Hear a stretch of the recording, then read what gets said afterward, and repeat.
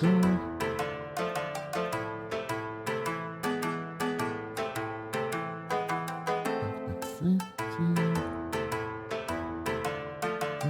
Hello, Brookman. Welcome to the stream. We're just waiting for the ads to run out so we can get started. Yes. Hi, Super Fudge. Welcome to the stream. How are you all doing? Like I said, just waiting for the ads to run out so everyone who gets in doesn't have to deal with it for at least an hour. It's just something.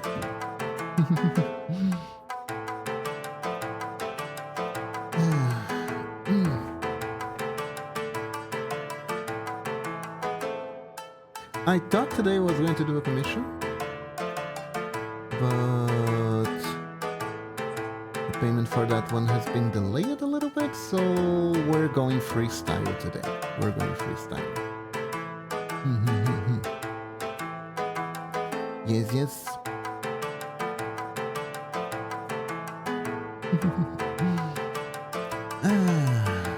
Almost there to start.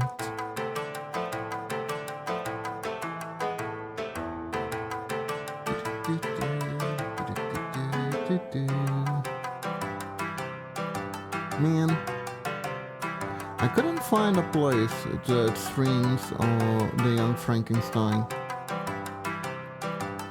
I don't know where to find that movie anymore. Goddamn. I hate the streaming labyrinth when you're trying to find specific movies.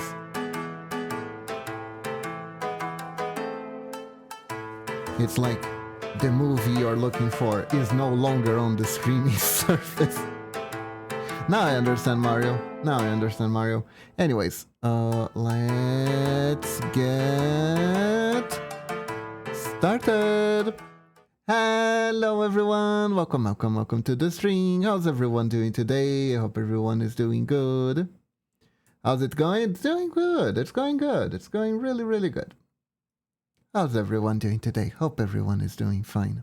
I'm doing good, Brokeman. I'm doing good. I didn't know what to do. I had a last minute idea. And the last minute idea is I'm gonna make Halloween art. Momochi and me in costumes. In Halloween costumes. Yes. Which I figure is gonna be a good idea. I'm good, just woke up. That's good to hear.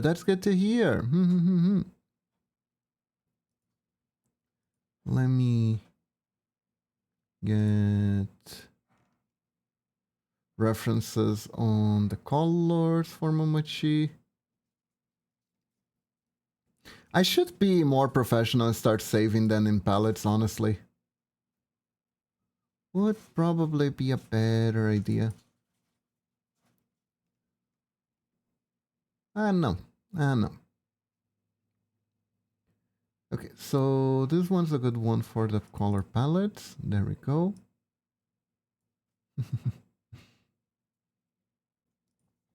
Let me get my own color palettes too.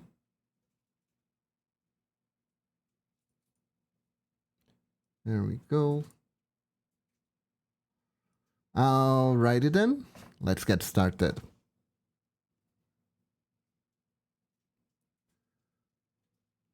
So. This one's a bit tame though. I might... Yeah. Oh, Zebrag, thank you for the follow. Thank you. Welcome. How are you doing today?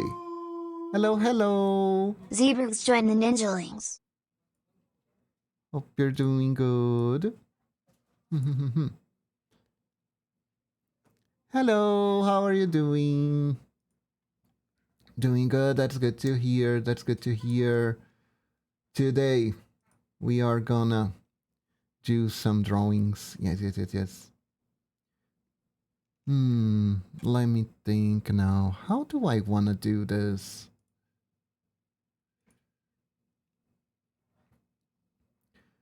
I could do like the floaty thing. Could be cool. You could do a floaty thing. Floaty pose. Or maybe I could make both of them riding broomsticks. That's also cool. Even though technically this particular witch never rode a broomstick. They have art with a broomstick. It's fine.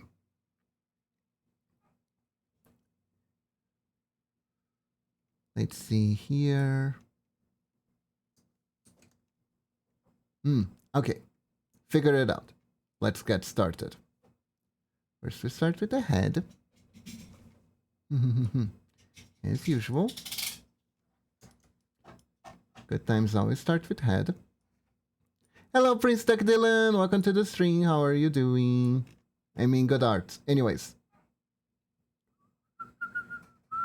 So, this weekend I watched...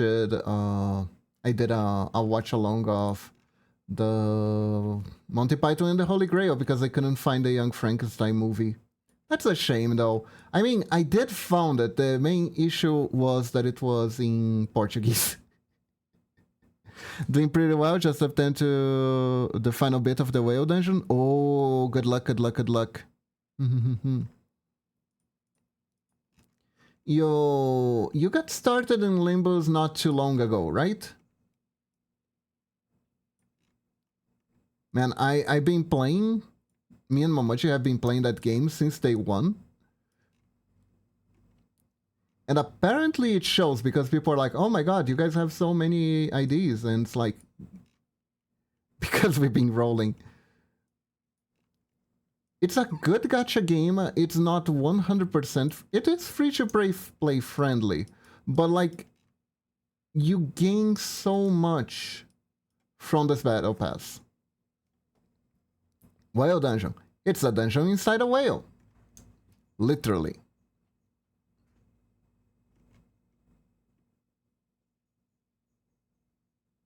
A dungeon inside a whale. Very magical place.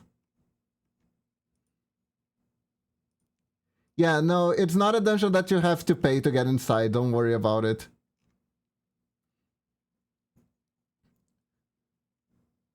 Like I said, the Limbus Company is a very, very friendly gacha game, honestly. Most of the bad practices, they keep most of them out. Started a few months back, not too long ago. I see. And the main thing is, it actually has a story, which is... Honestly, to me at least, I thought it wasn't hard for a gacha game to have an actual story. Usually the gacha game has an excuse for you to do stuff and spend money on the game. War dungeon? Yeah. You know, by that standard though, that means the Bible has war. A guy does get eaten by a whale in a dungeon in the Bible too, so technically the Bible has war. By those standards. Why did I arrive in C4 Dungeon as the first thing here? Because, Norex, it's Twitch chat. How are you doing today? Hope you're feeling better. It's practically Moby Dick. Yeah, you could say it's practically Moby Dick, especially with Captain Ahab the helm.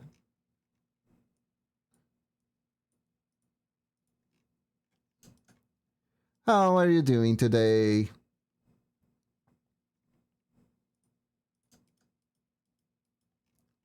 Man, I was lurking in your chat while you were doing the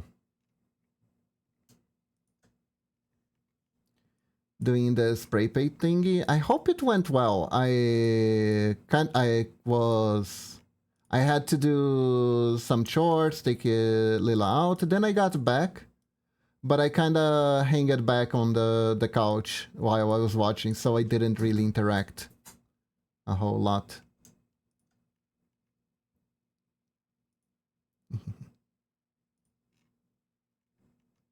There we go. Let's make Momochi extra cutie.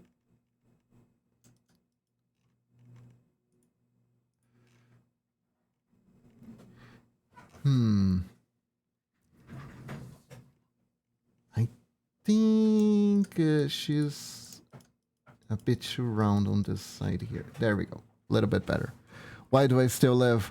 What more do you want from me? I gave everything I had to you to then. Look what they made out of our dream. This bloated, rotting carcass of a sight driven by not reason and hope, but by pesticide lawnmowers and void dungeons. Better than we had all burned in the fires of Momo's vision. Okay, I know for a fact that that's a reference. Where is that from, huh?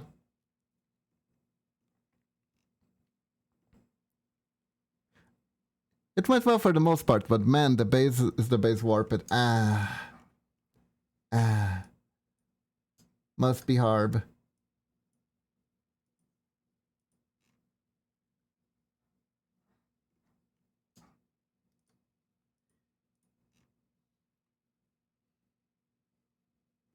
There we go.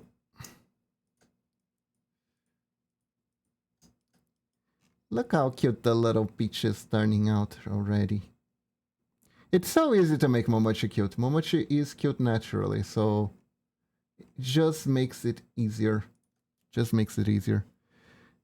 It's a slight rephrasing, changed literally 4 words of Gilliam's first world, waking up in more than 40k. Ah, I see.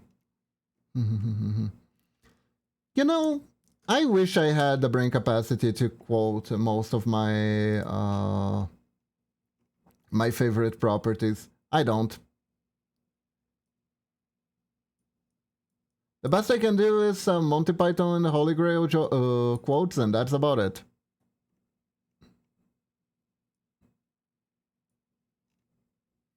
I do, and yet I used to recite. I do, and yet I use it to recite middle guidance manuals. That's fair. What do you mean, Oryx? You don't. I thought you really liked those missile manuals. You can't tell me you don't. Even if it is in an ironic sort of sense, because they're really wordy and it's funny.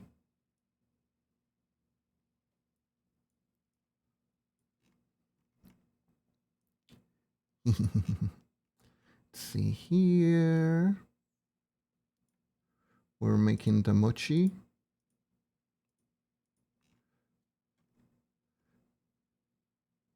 Guys, I am doing my best. Momochi is thinking about changing the bottlings to mochis, so she can beat you up every day.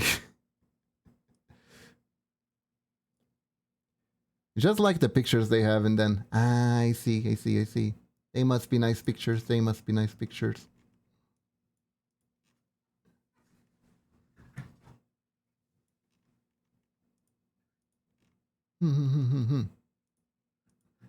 Man.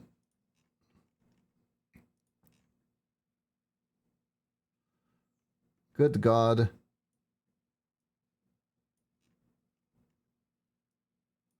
I'm on the 9th season of Seinfeld, and there are some things in that show that aged so poorly.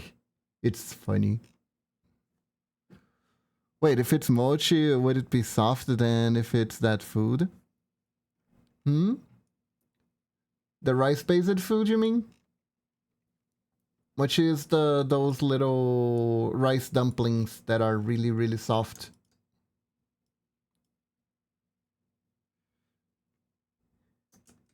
You gotta beat it a lot in order to gain the softness in order to prepare it.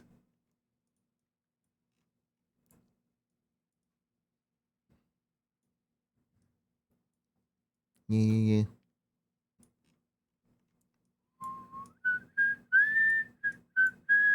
I am. Can confirm, much dough requires inhuman amount of violence. Yeah. Sometimes with hammers too. Actually, I've seen at least plenty of animation where the guy with the hammer looks like he's about to hit the guy putting the mochi while they are doing the process. Oh no, she has a hammer then.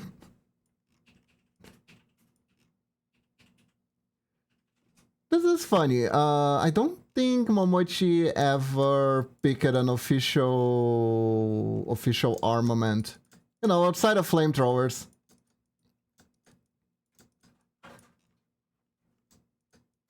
Which I think categorize as Momochi's official armaments. Lots of pounding. Hi Momochi, how you doing? I know how you're doing. I had lunch with you.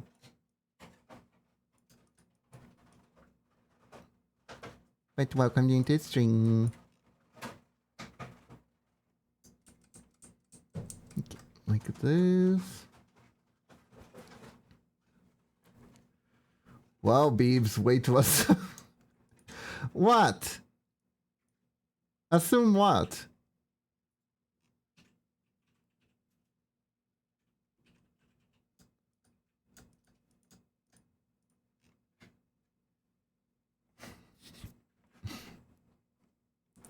What? What did I do?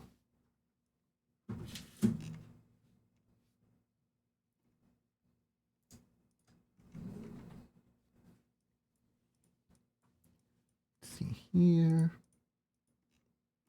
What did I do this time? Man, the other day I had an idea, but I kind of forgot what it was. But it was basically a comic strip about a VTuber who keeps getting cancelled before he debuts because he keeps making really terrible decisions whenever he is trying to announce anything. But I forgot what the joke was, so this whole aside here is completely mute and void of any meaning whatsoever. But one thing I am worried about, I should have practiced singing for the singing lessons today, and I don't think I practiced it nearly enough. I was trying to understand the music, but the music is too hard to understand. I picked a terrible one. You should know what you did wrong. God, that is like the worst answer, isn't it? That is the worst answer. You want to improve and it's like, no improving. You should know what you did wrong. It's like, but I don't. I do want to fix it though. No, but you should know what you did wrong. But I don't. And I want to fix it. Well, I'm not letting you fix it because you should know what you did wrong. Yeah, it is. Yeah, I know. Like the other day, I don't remember.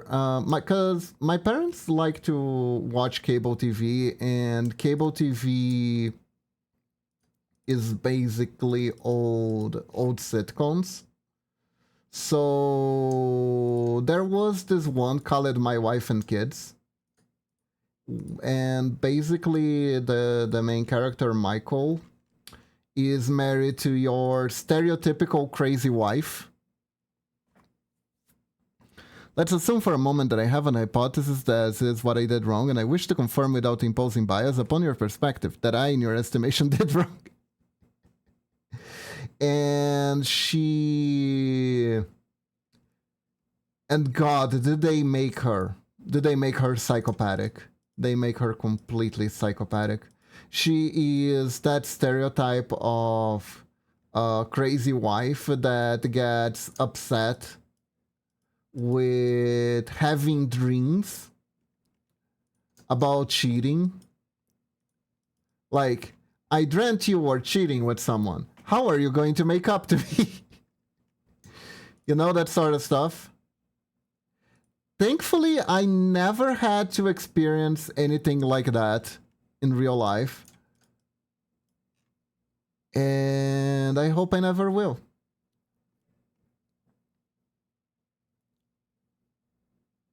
Because, like, I wouldn't be able to put up with something like that.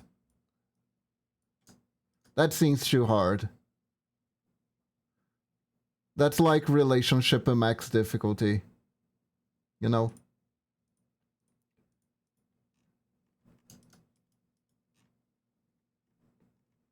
See, if that person is already your spouse, you're in too deep, so you're pointed past of no return. That is true. That is true. Although, thankfully with divorces, that isn't necessarily true. Don't think there's quite a point of no return anymore.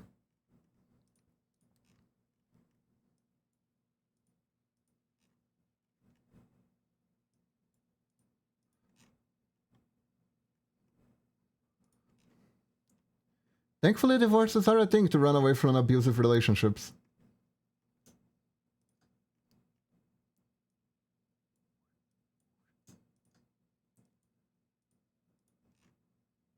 And I never had that trouble with Momochi. Like,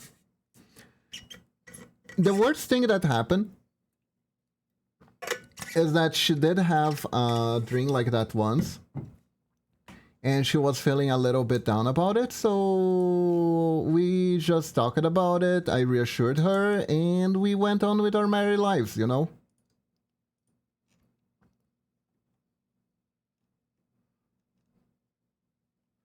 She didn't hold me responsible for anything that happened in her head or anything like that, which is super toxic if you think about it. That's like zero regulation, emotional regulation skills right there. You know. But you know, it's old sitcoms. If you try to read too much into them, I don't know, you'll go psycho. Like, I'm on the ninth season of Seinfeld, and you can almost see, you can actually see where some of weird male assumptions that still run around the internet nowadays have originated from sitcoms like those. Really. Let's see, I think I'm gonna let's keep it a little bit short. There we go. Any sitcoms drives you insane if you read into it. That shit is written at an absurdly rapid pace. That is true. The ones people really like to overanalyze, though, gotta be Big Bang Theory and Friends. I think those are everyone's favorite punching bags. And oh boy, Big Bang Theory is really sticking their necks out there to get punched on. Because Jesus. That should still get reruns here in Brazil a lot. Still get a lot of reruns. I think it was pretty popular here. I think it's a pretty popular show here.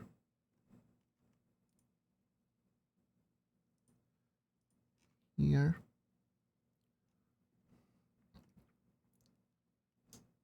Let's see here. Go. That and 2.5 Men. 2.5 Men is another one. Have you guys ever heard of 2.5 Men?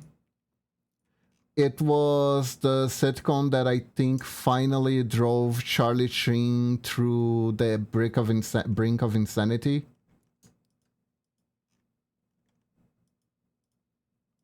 Even more.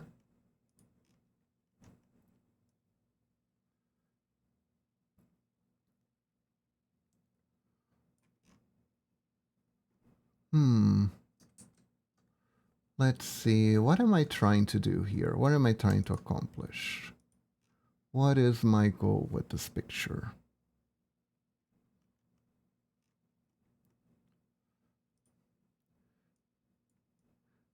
I actually saw the final episode of that recently because I never did, and it was available on Amazon Prime. So The final episode is literally making fun of everyone who actually watched the whole show. Makes me really think it feels like no one really wanted to work on that anymore. No one really wanted to work on that anymore. It's kind of amazing.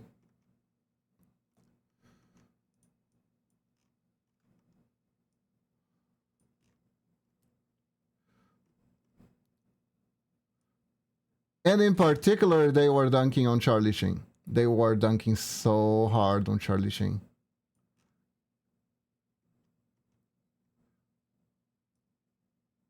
So freaking hard.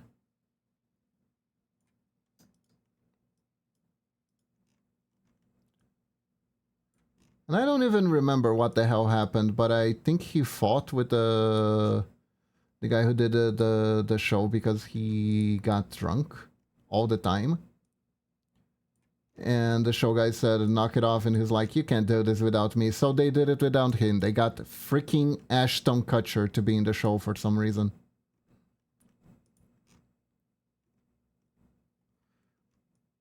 Like, goddamn.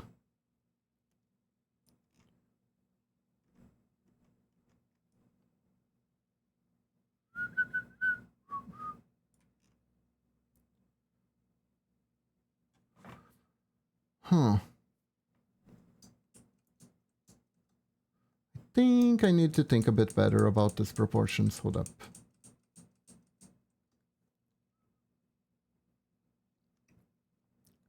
Let's see. The shoulder's gonna be here. Other arm is gonna be here. The shoulder should be higher than this one because it's slightly tilted. Okay. The booty is gonna be here. That's booty. Oh yeah. Narcs. I had schnitzel this weekend. I actually ate a German dish at a German restaurant. Can you believe that? It was good. It was much more delicate than I thought it would be. Like, I thought schnitzel, because it's pig meat, it would be more like a stronger taste. Like, I don't know, maybe bacon or something. But no, it's like, it tastes kind of like... It doesn't have a very pronounced taste, really, but the schnitzel was really good, and as a whole, and it was paprika sauce, and the paprika sauce was like everything was very delicate. It was very, very good, very good. It was schnitzel with gnocchi on paprika sauce, and the gnocchi was German style gnocchi, which means it's not like the regular gnocchi that is cut into little pellets. It looks like it's about the same length of a small fried potato. How I never expected to be like that. Only ever heard the name and so much. Yeah, basically it's... How do you say lombo de porco? I think it's pig skullet, right? It's kind of like katsu. You know katsudon? Yeah, because it's breaded. And it was really, really good. It was really, really good. I really enjoyed it.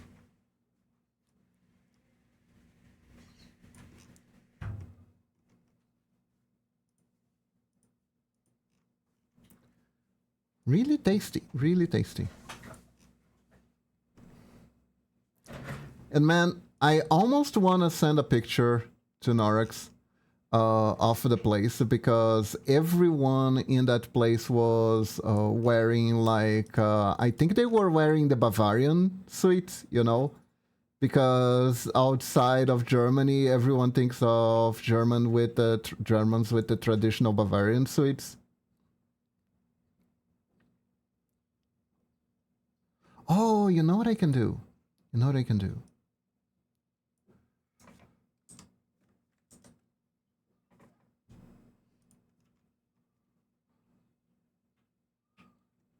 Let's make this complicated. It was really cute. It was really cute. It's a really neat restaurant.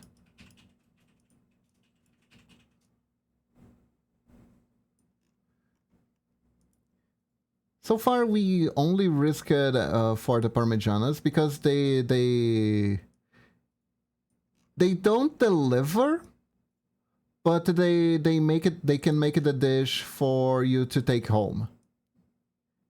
Takeout? Yeah, kind of like takeout.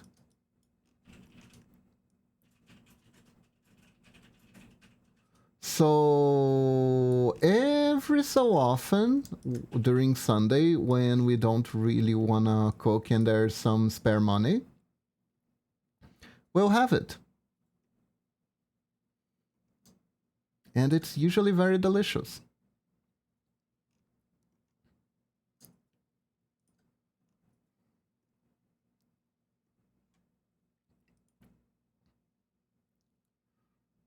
Let me do this right here.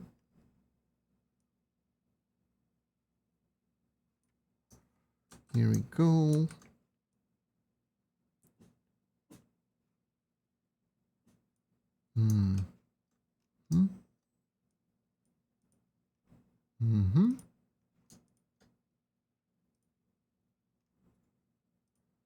Okay.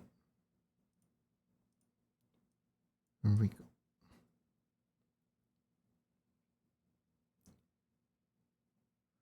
Very nice, very nice, very nice. Might need to expand on what I eat and try some newer things that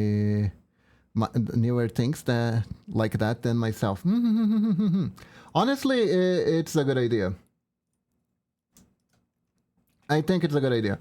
My mom always says that the only thing you take out of this life is what you eat.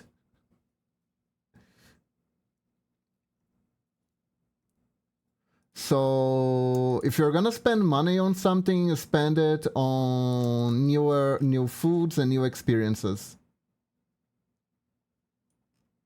Because everything else rots away.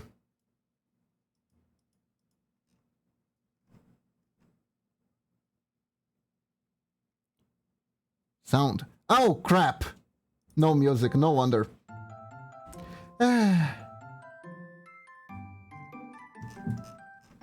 Oh, frick. Sorry, chat. Wank, wank, wank.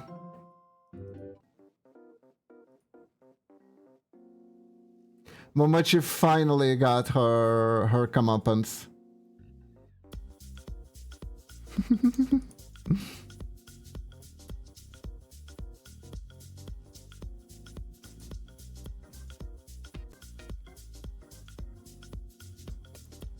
A moment of silence that lasts half an hour. Yeah. Yeah. Oopsie. Oh no, hold up. Hold up.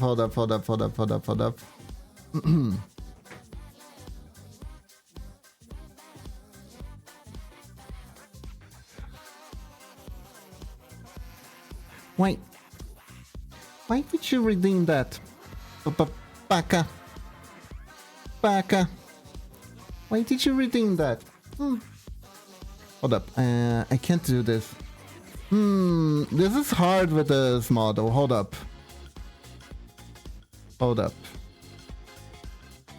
We're going high res here. There we go. Why would you redeem that? You baka. It's not like I wanted you to redeem that or anything. You baka. Baka. I didn't like that you redeemed that at all. Back, back, back, back, back, back, back, back. Okay, okay, that's enough. That's enough. That's enough. There we go. Hold up. There you go. Back to your regularly scheduled pixel art.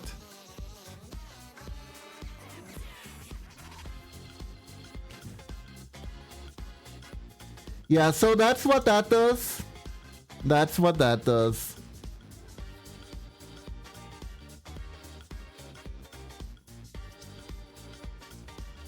Thank you for redeeming it. That's one of the older ones. People rarely redeem that one nowadays.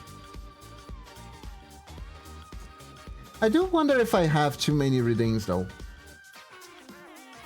If that's the main reason why no one redeems it, because there's just a flood of things to redeem.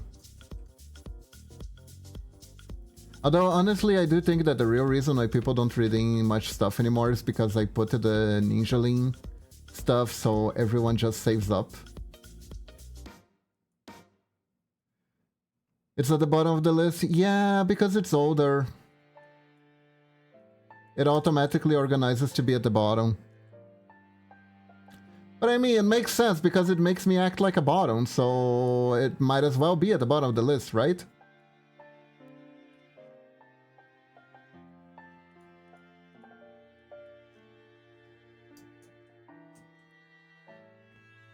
Oh no, it's more of a point cost order. Ah, I see, I see, I see. Yeah, I tried. I don't know how much I succeeded.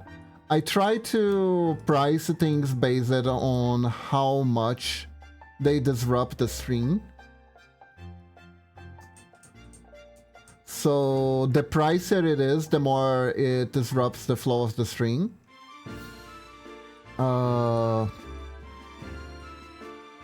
That's the metric I use it, essentially.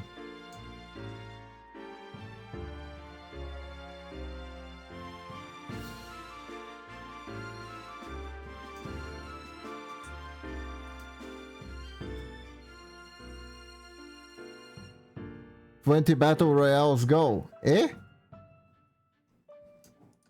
Yeah, exactly, exactly.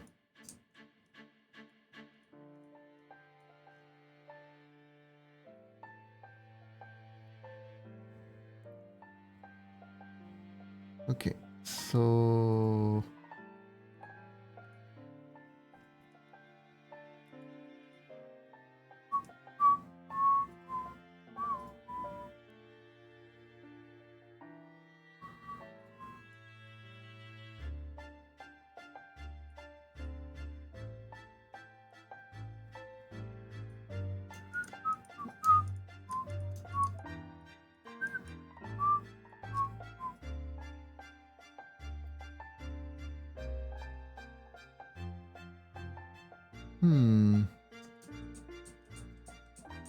Let's see here.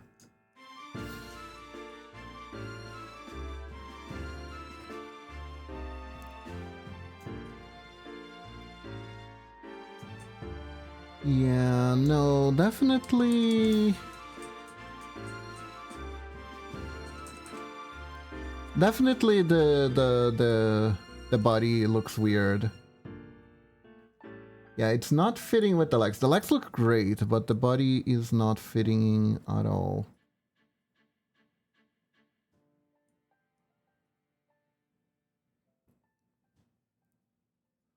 I think I'm bending too much.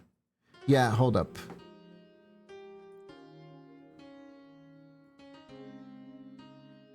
Hold up. I think I know how to fix this though.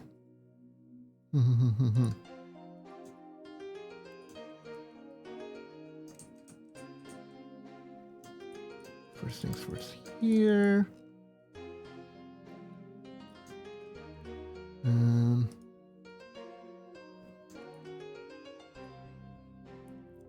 instead of being like this.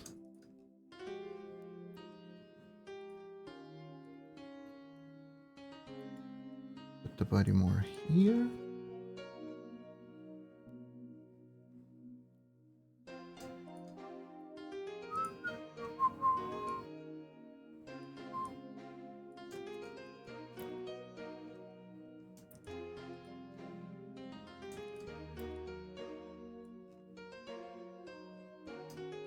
Go.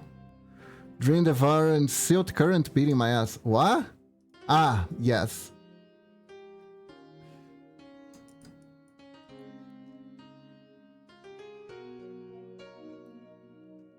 I see.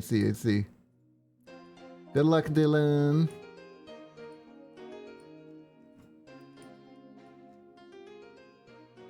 The plan is usually hit hard, hit well, and read the passives.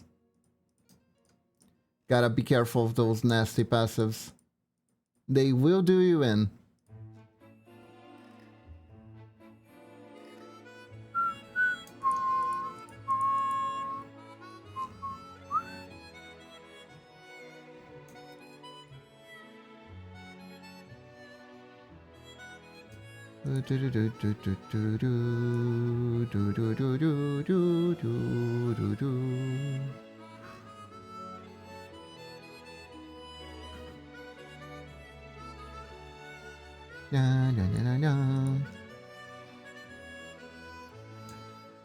Man, did you guys see that Neanders got banned off Twitch for a little bit?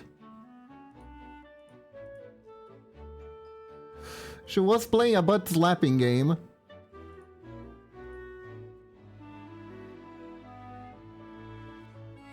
She was making sure that the game was the least sexy as unsexy as humanly possible. But yeah, didn't fly. Show us the game. I'd rather not get banned myself, thank you very much.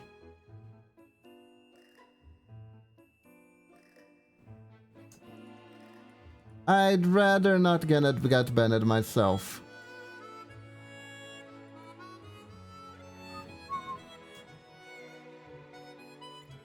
Just delete the VOD if I've had.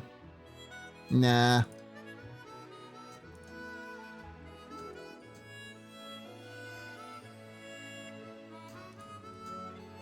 The thing that I thought was really cute about the whole ordeal was that the developers of the game actually reached out in sympathy for Neanders, and they even made a 3D model of her, a fan art 3D model of her.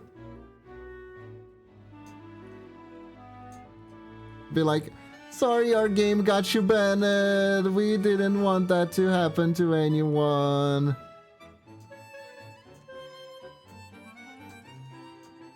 So that was cute.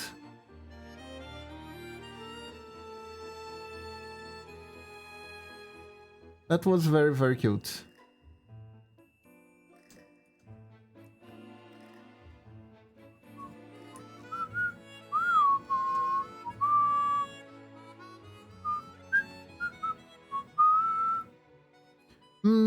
I think I'm gonna dress her up now just in case.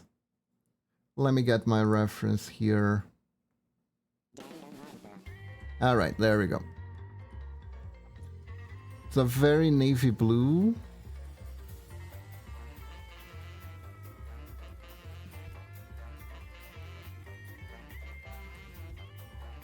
But yeah, just another day on VTubing. Live on VTubing. VTubing.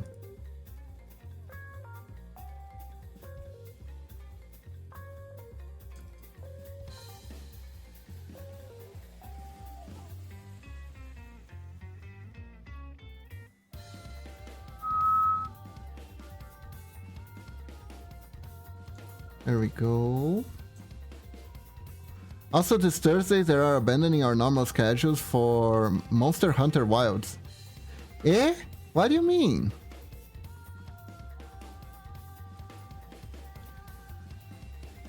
By the way, guys, do you know what happens on Thursday? Do you know what happens on Thursday?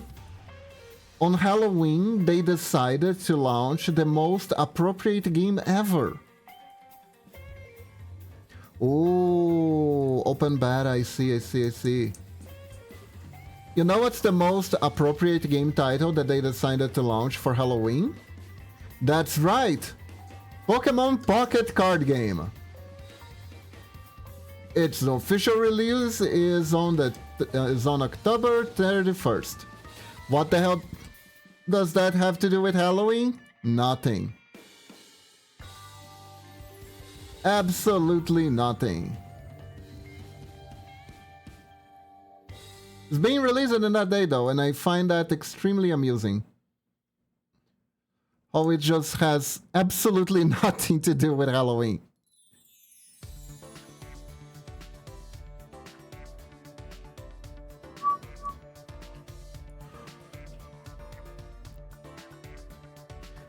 You mean the treat of money for the company? Oh yeah, they're probably gonna make a lot of money. They are probably gonna make a lot of money out of that one. I am pretty sure. Like the way the game is designed, the monetary way the game is designed, basically it's almost a card pack opener simulator, right? So every day you have you can open a pack every 12 hours. So you have to log in constantly to get your free pack twice a day. And then you can build the decks to fight, and it's essentially the Pokemon card game, but like fastified, you know. Honestly, I've been seeing people playing it because they soft released it in where was it? It wasn't the Philippines, New Zealand, I think. And you could download it with a VPN and play it with a VPN, but you have to activate the VPN, and every time you want to play it, which to me at least seemed like a real pain in the ass, so I didn't do it. But I did watch people play it a bunch, and it's interesting. It's been interesting. I think I talked about this before, that I've seen a bunch of card game content creators just trying to hop in as soon as possible in case it's the newest, hottest thing ever. Because, like, card game content creators are always in a pinch. Because usually, in order to be good at a card game, you need to play the card game a lot. And most people who consume card game content are very much not interested in Joe, I play kinda well. They want to follow the people who like win tournaments and shit, even though there are no tournaments for the game yet. They even the content creators had to make a content creator tournament in order to make sure people are interested in watching their stuff, right?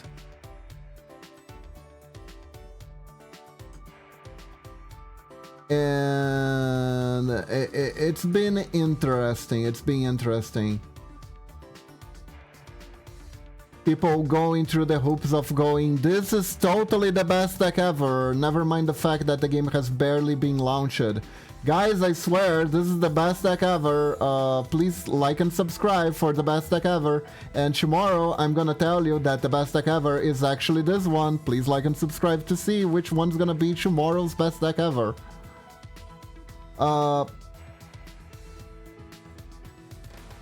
I mostly started following that because of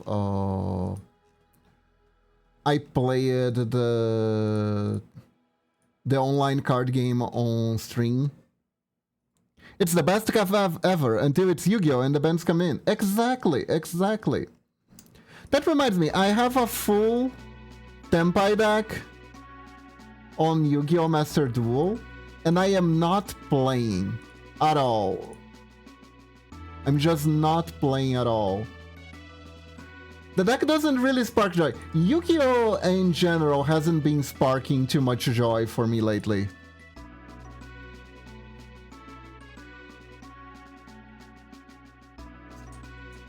There is a level of comboing that starts to get a bit obnoxious for me. There's just too much shit. Yes, yes, yes, thank you. Thank you. There is just too much shit. Thank you very much.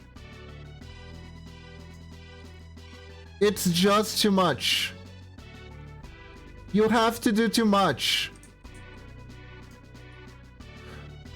Like, technically a low tier deck that I play right now. I don't know if it's even tiered anymore. I play Unchained. And Unchained is like, okay, you combo this with this, that combo this with this, that destroy this card to get this card so you can make this card, then you kill the card that you just made so you can make this other card, so you do this card while doing this thing, and then you finish your setup and you get like, I don't know, two summons negates,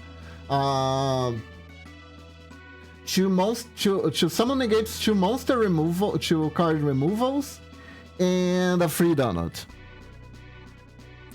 Me about to pull the ancient move of Pendulum Summoning God. Look, Pendulum Summoning isn't even the issue. The issue is what you do right after you Pendulum Summon. Because you're not just Pendulum Summoning for the turn. No. After you Pendulum Summon, you gotta Zik Summon into whatnot, then Synchro Summon into the Exceed Summon, and the Link Summon, and the Summon of the Summon who summons the Summon of the fucking Summon. That's the main issue with Pendulum. Pendulum just enables even way more shit to be done.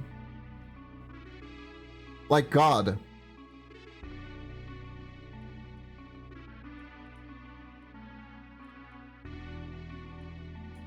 What the drug drawing? I am drawing Momochi in Flip Witch outfit, and I'm going to draw myself with the male version, and we're gonna be a witchy duo for Halloween. I think it makes a very cute art.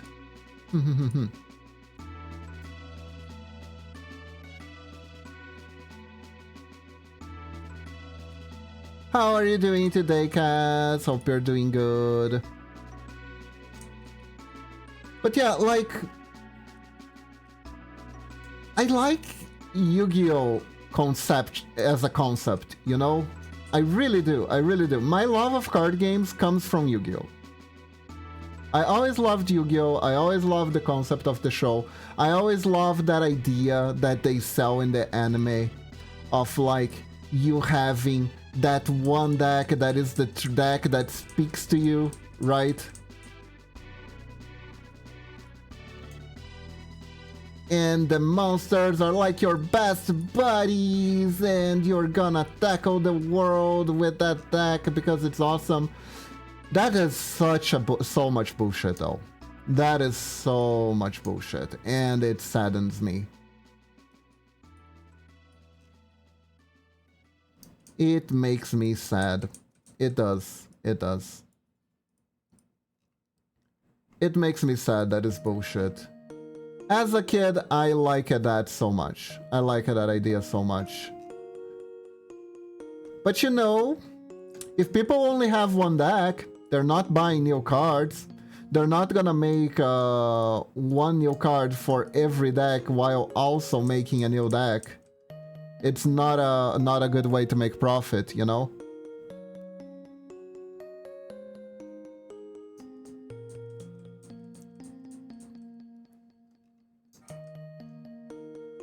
So yeah. Yeah. My first baby's first disillusionment was with card games. With card games. Was Yu-Gi-Oh!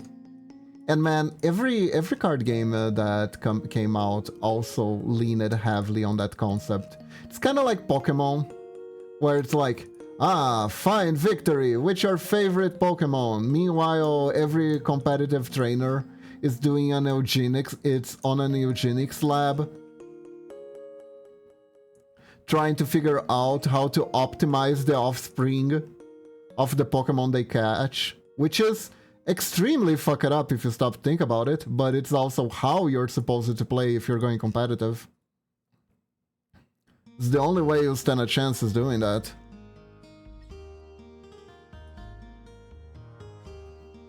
And it's kind of sad. It's kind of sad.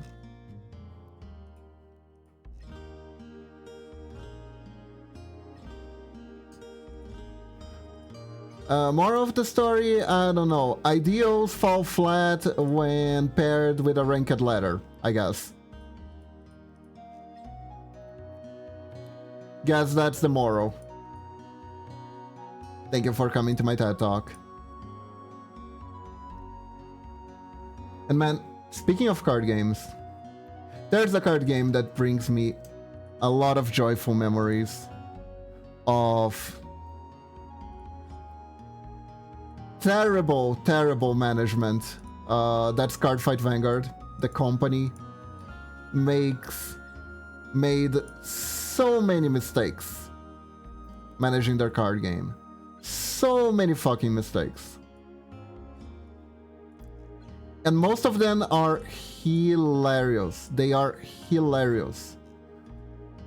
One of them that I'll never forget, I think I already even said this before, but fuck it, I'll say it again, because I think it's funny. It's just that funny. The company, like, released a new collection, and they were showing off the new support for the collection, and they showed a common,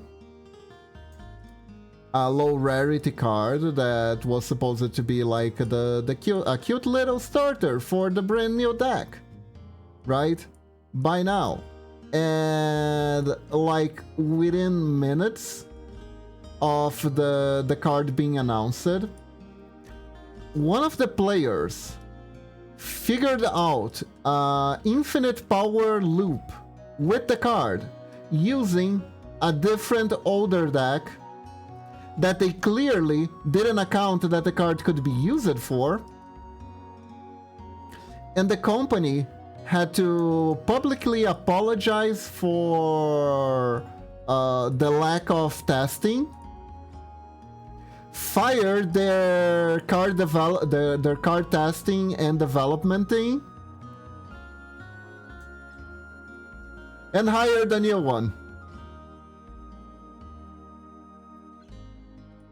And because the card was already the cards were already printed, they had to errata the card so it wouldn't do the loop. And each box that you bought came with a note that said, actually the effect of this card is this version, not this. So you couldn't rely on what was written on the card right out of the box. It was that bad. I feel like it's more how many cards are there, to be honest, on that bit. Like on Yu-Gi-Oh! On whatever happens with Yu-Gi-Oh! I agree 1000% on that. With you on that, Dylan, because it's Yu-Gi-Oh! Has too many cards. Too many cards. And while Cardfight Vanguard also has plenty of cards, they don't really have that excuse too much, because the older deck in question was a deck that was currently already a meta threat. So it was like, I don't know, only 1 or 2 collections behind. So there was like no excuse for them to not test how the cards of the clan would interact, because the cards were the same color as this deck that I'm talking about. In Vanguard, you cannot mix and match types, right? You can only run single color monocolored decks or clan decks in as they are called in Vanguard. So the card pool for testing is actually way smaller. It's actually way smaller than something like Yu-Gi-Oh! Or even Magic the Gathering.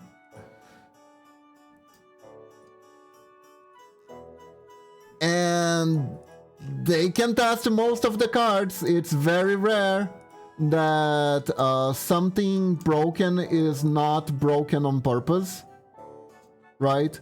Sometimes the Yu-Gi-Oh team will overshoot on how broken something is, but most of the time the things that are broken on purpose. Especially nowadays, you can tell that they gotten better with testing the cards, because most of the cards that are broken come out as secret rares instead of commons. And that's how I know. That's how I know.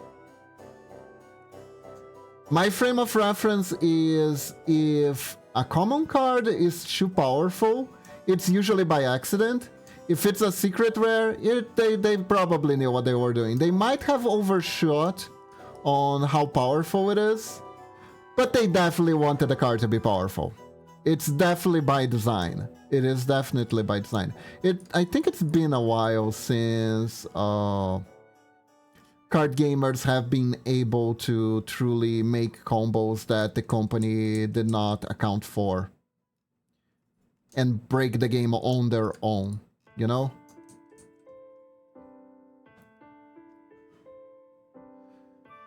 I do believe that most card game developers, they know what they're doing. And a lot of the time they are like, yes, I know that there is a hidden combo with this card. I hid it there myself, and it's up for the players to find the one piece. You know?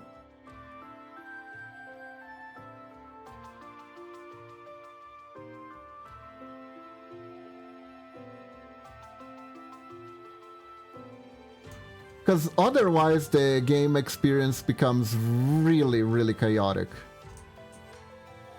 I think I was talking about this while we were opening Pokemon packs, that it was very easy to see the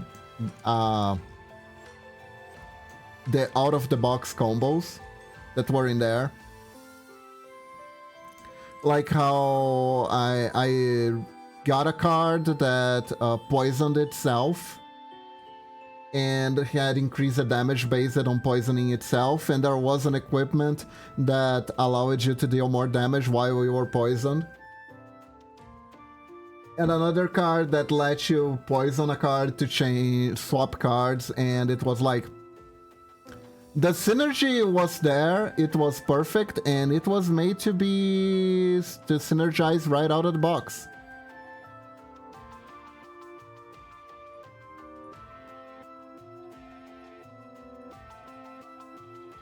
There was like... it was too neat and too perfect to not be that. Haven't seen much of that for something like Pokemon TCG, to be honest. Even with the live tournaments they have on the site. Huh. Like what? Bad card development? Yeah. No. The Pokemon team seems to know what they're doing.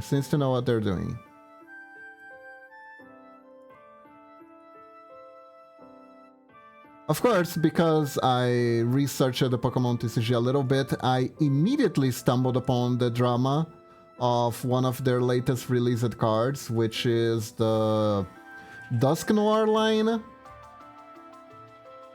That there are a lot of players who are extremely unhappy with the card design. But honestly,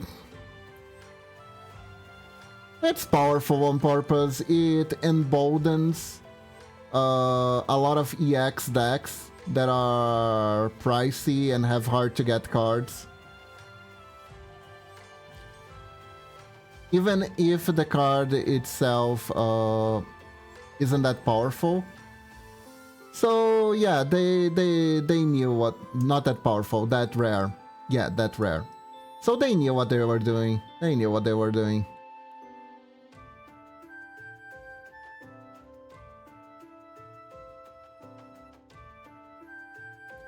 But Pokemon has, my understanding from my researching, so I could try to build a deck, is that the Pokemon TCG has a very, very fluid meta. Because there's a good chunk of variety of Pokemon with different abilities. And they are all like hard counters for each other. From what I understand, at least. Correct me if I'm wrong, if there are any Pokemon players in the room. Because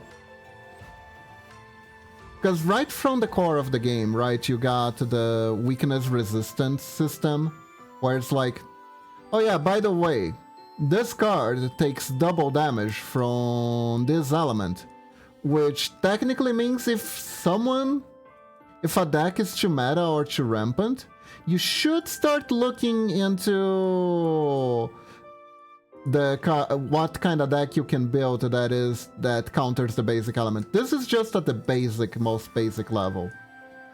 There are also Pokemon powers that can counter other abilities like no problem. Like I saw this Pokemon. There was this Pokemon deck that uses a terrain that increases the number of benched Pokemon and it deals damage based on the number of benched Pokemon. But also hidden somewhere in the card pool, there is this one card that has an effect that lowers your opponent's bench by 2, if I'm not mistaken. So the opponent's max bench becomes 3, and apparently the effect overlaps the special terrain's effect. So you can absolutely counter the Pokemon, the deck that requires the large bench by making a deck that doesn't let your opponent have a large bench. And there you go, countered. It's just a matter of people catching up to these counters, and then that deck becomes dominant for a while. Then it's like, oh, this deck is dominant for a while, well, I have this deck over here that counters that deck completely, and then the new deck that counters the other deck is the dominant one. Then people are like, oh, now that deck is not being played, I can play my old meta deck again, and the old meta deck becomes the dominant deck again. And you know what I mean? That's what I mean by fluid meta.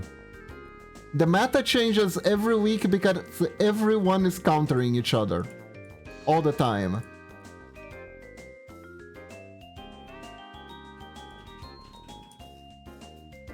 Which I think it puts a lot of money on the game developers' table, because people have to build new decks every week to counter each other. So you can theoretically make your card game cheaper because of it. And Pokemon, I believe, is currently one of the cheapest TCGs available on the market.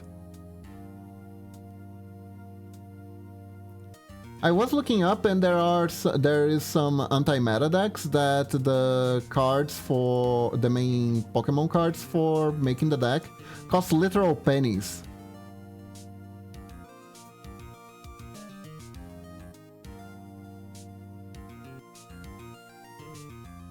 So I was kind of like, huh, interesting. If I really want to, I can build this and annoy people at my locals.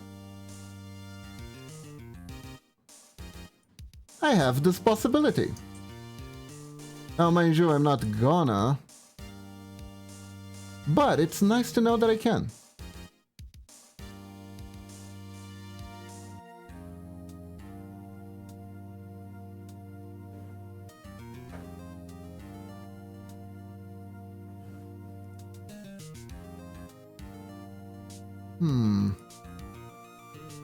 I think this witch hat is a bit too... No, I just realized I haven't drawn a whole lot of witch hats. I wonder if I'm making some basic mistake. It doesn't feel like the shape is very correct.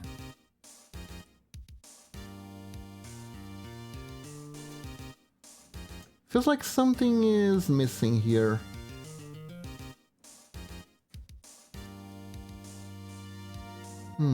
Let me see if I can find another variation.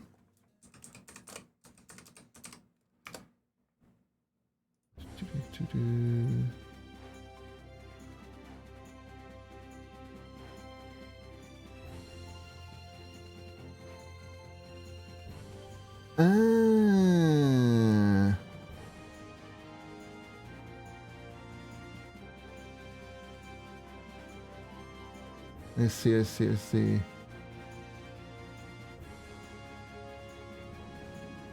Okay, I think I figured out my mistake. There's nothing they can do to stop you. Exactly.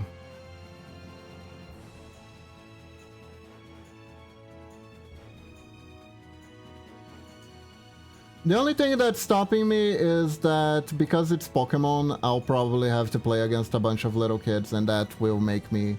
It would actually make me feel bad. If I'm like playing some... hyper anti-meta control deck against a little kid.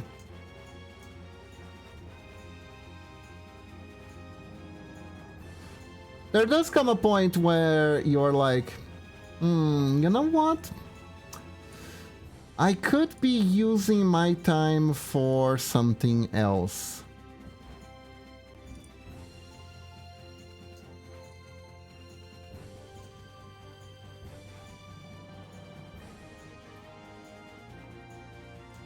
I had enough. I had enough of a villain arc, Prince Duckdillon. I used to play Chainburn at my locals in Yu-Gi-Oh!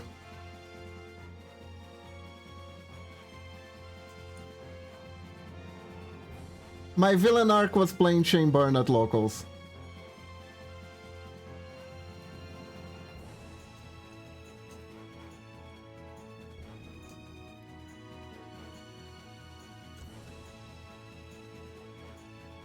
I just wanted to build the most cost-effective deck. And that was Chainburn at the time.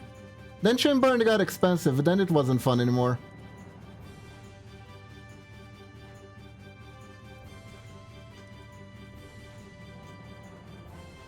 Bansuit Momochi, technically it's a witch suit, but yes.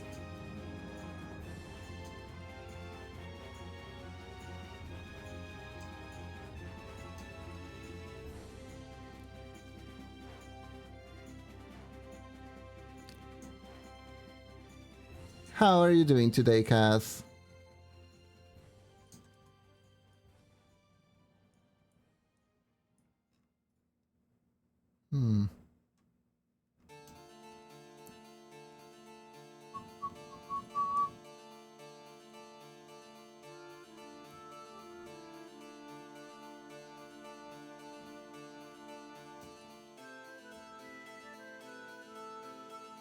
Man, I don't even know what I would play with if I still played physical card game nowadays. Probably something runic. Runic is actually a deck that fits my playstyle.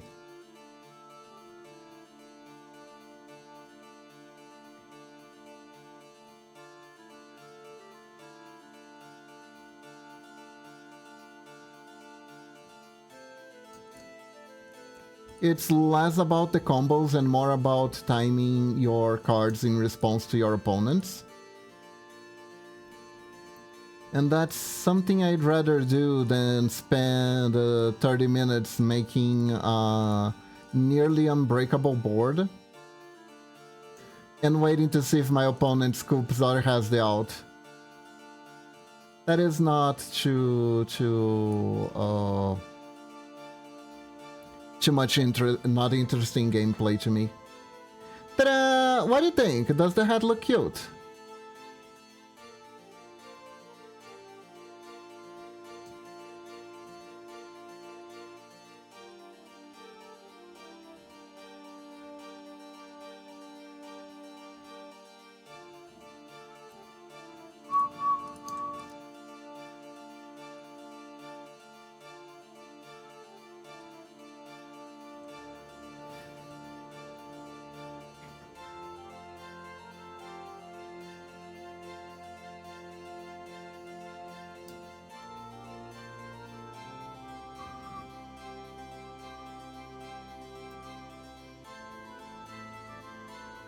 Mm-hmm.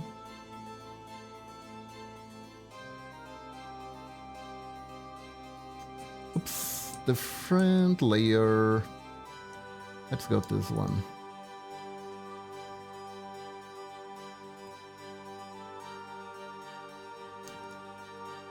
This.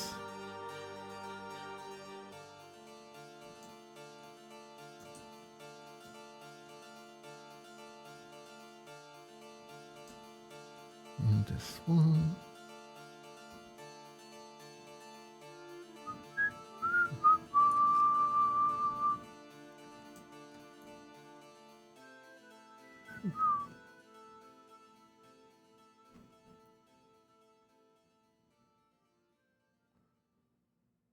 Here.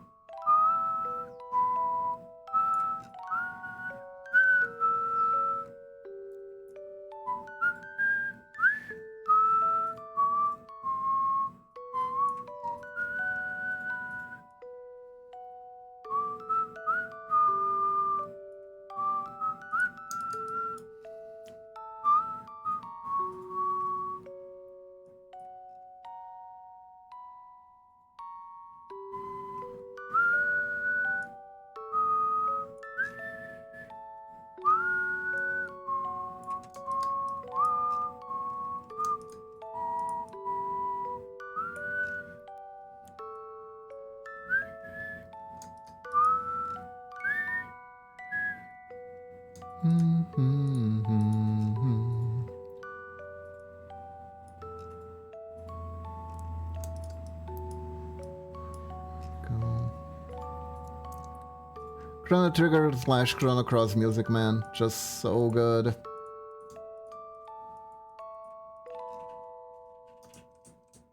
So freaking good.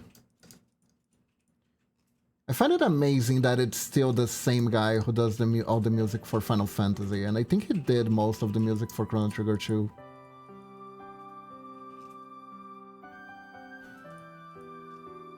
That Nobuo guy is a champ.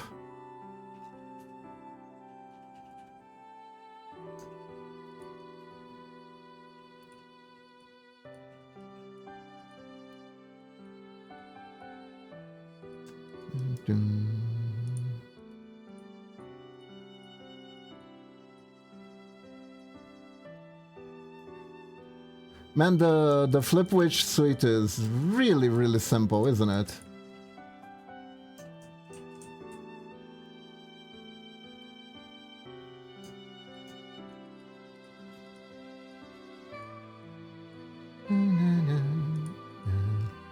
Man,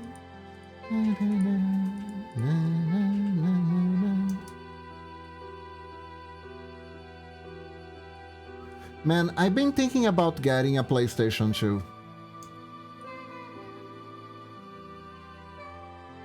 If I can figure out a way to stream games from the PS2, it's definitely on the top of my list of stuff I need to buy. There are just so many good games for the PS2, so many good retro games. Now the PS2 is retro, and I feel old. But it makes sense. It was such a good console. Had great games like Rad, Remote Alchemic Drive, which is a game that I want to play on stream at some point because it's so funny. It's such a funny game. You guys have no idea how funny that game is. And I want to share that with you guys all. I've been playing all of the retro games TBH since there's a website you can earn achievement for all the retro titles. Ooh, nice. Have you played Red yet, Prince Ducky?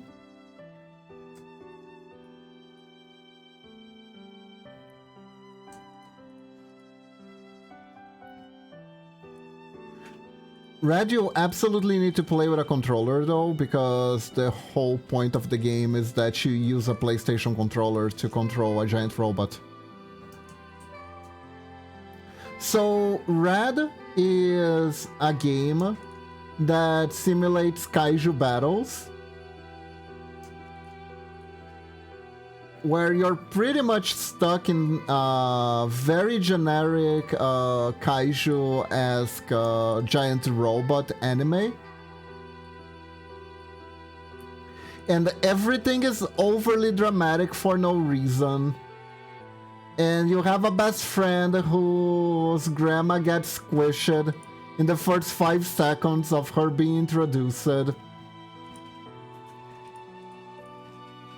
And your dad was rich and insane and he spent all the family money on making giant robots, and now it's true, there are aliens, they're invading Earth and they are giant robots.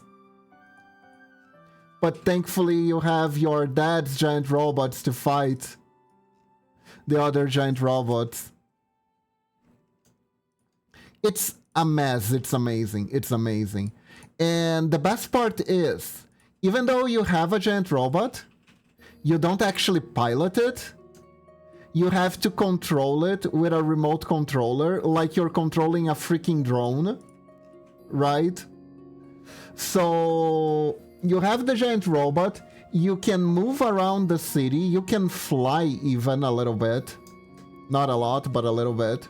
So you gotta find a good spot where you can actually see what the hell is happening, so you can control your giant robot into battle to defeat your enemies. And you can get caught in the crossfire, you can accidentally step on yourself with the robot. It's colored red, yes. It truly is the reddest of games, I gotta say. Wait, I think I seen it on Twitter. Yeah, so there is a big YouTuber playing it at the moment, the Game Grumps. I don't know if you heard of them. They are currently playing it. It is so funny. It's just so funny. I played that game when I was little. I don't have it anymore, unfortunately. But like, it's one of the games that I wanted to play on stream.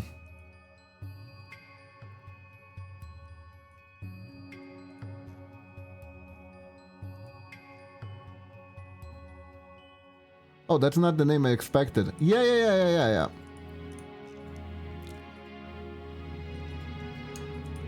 I don't know, did it like start to gain notoriety recently? Because that is such a fun game.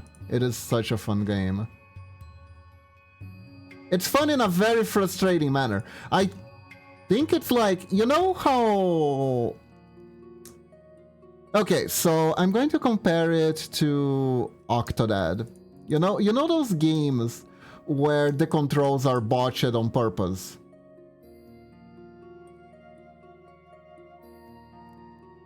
You know those games that are botched on purpose? Yeah, so it is one of those. It is one of those.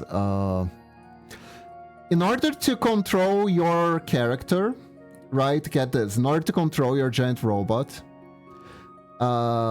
you use one button. You have one button.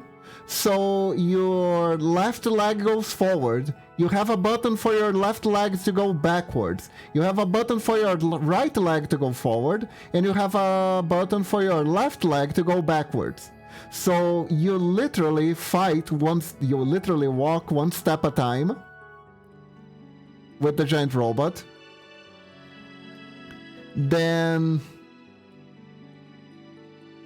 And if that's not clunky enough for you, don't worry, we have much more clunkiness fun on the way.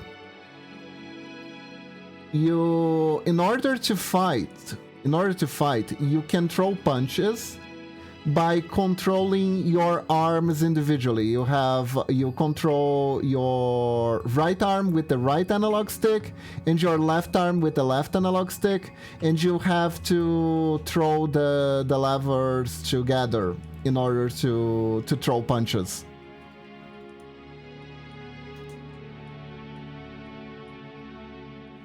So while you're trying to throw punches, your arms will start flailing wildly at random because you're not doing it right. It's just amazing. It's just amazing. And the best part is they really wanted to go for the authentic robot experience. Yes, exactly. If you don't know what you're doing, it's so funny. It's so funny. And you gotta get good at the game, otherwise you're not gonna be able to beat the challenges. The game also has this system after a while where you're supposed to avoid doing too much damage to the city, because you get money based on how many buildings you're actually able to spare from you become contracted by the city hall. So you get money based on the less amount of damage you cause to the buildings. So it's like, guys, we need to protect that bakery at every cost. Which bakery? Oh, that one you just tapped. Oh, fuck. We must protect the civilians. Which one? The ones you just squished. No! And then Anel goes, my grandma! And it's pure joy. It's pure bliss. It's pure bliss. Nanao, our best friend, is cursed. Everywhere she works gets destroyed. Everyone she loves dies. It is absolutely hilarious. It is absolutely hilarious. It's so funny. My city is gonna turn into something from Neon Genesis. Yeah, that's kind of the point. That's the kind of the point, Dylan. That is the point, actually. It was heavily inspired on Neo Genesis Evangelion. You even get like there's like I remember there was like a subplot where the protagonist is mega angsty and kind of wished to destroy the world. And I don't know how that relates to anything in the plot, but it's there for that animal angst. It feels like you're playing an old mecha anime. You're literally just playing a mecha anime. It's so good. It's so good.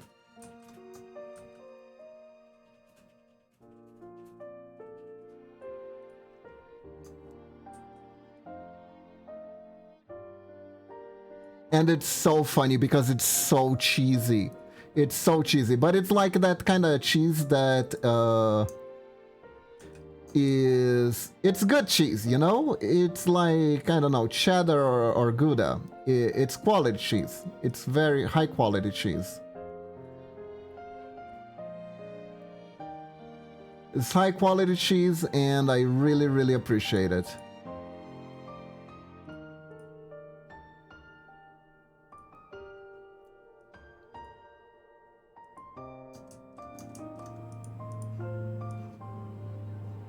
It is a super fun experience.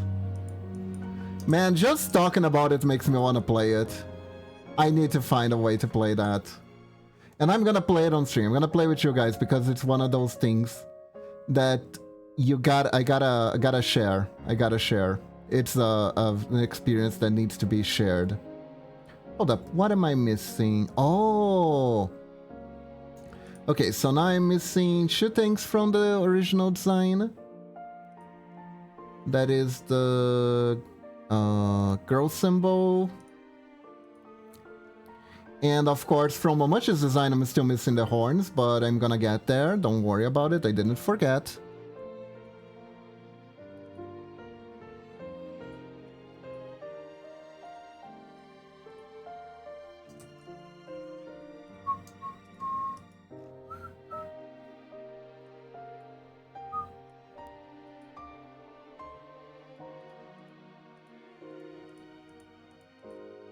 Go.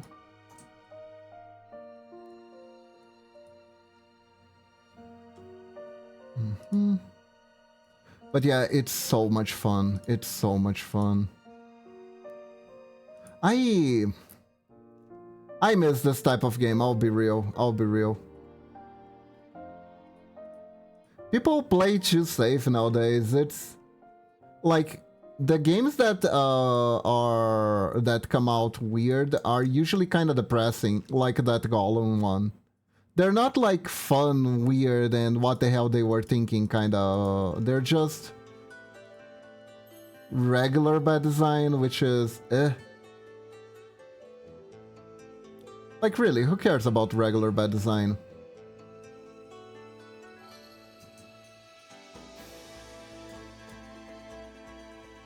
Sure, some awkward dead animations here and there can be kind of funny, but like, nah.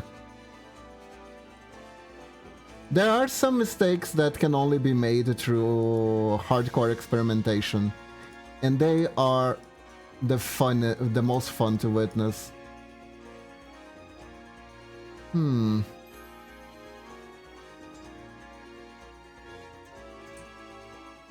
So yeah, that one really makes you feel like you're in a giant robot anime.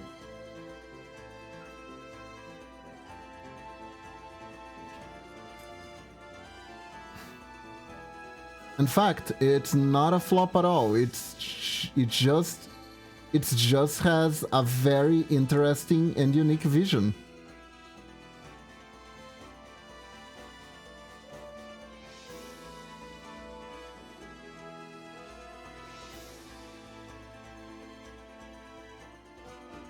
There we go.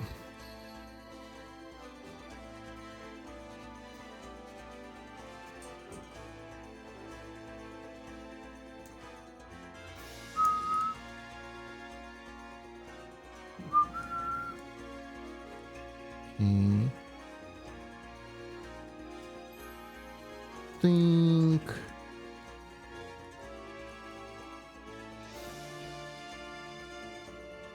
Honestly, I am gushing. I am gushing.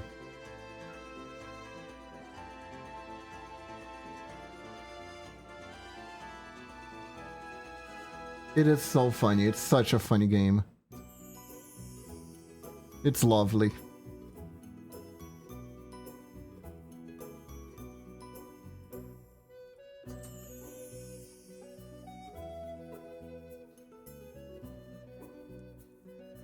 PS2 had a lot of gems.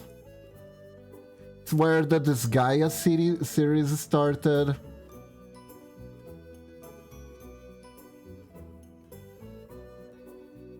Had so many JRPGs, so many different JRPGs.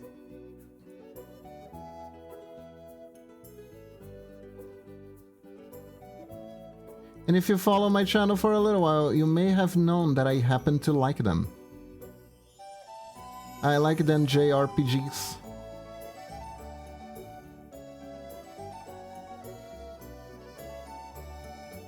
Saw that article the other day about how JRPGs being used as kind of a term that threw shade to games made in RPG games made in Japan as like inferior for whatever reason.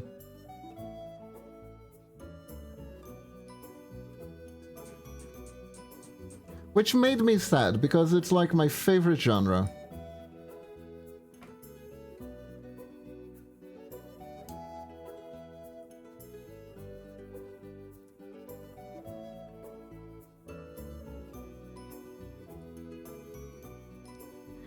And that article also explained this weird development timeline where JRPGs were trying to look as Western as possible.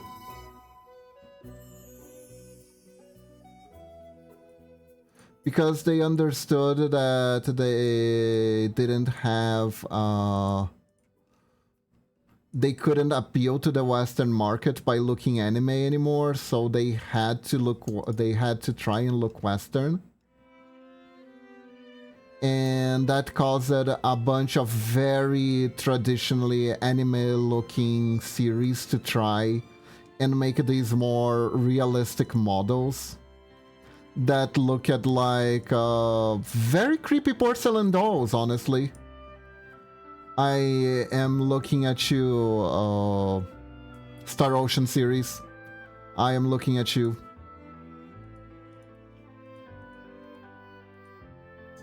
That were just rather unsettling, and probably they had a huge drop in sales figures because it looked unsettling, and they didn't know that that was the reason, and they again blamed themselves for not being Western enough, which is like, ugh. Like a vicious cycle kind of thing, you know?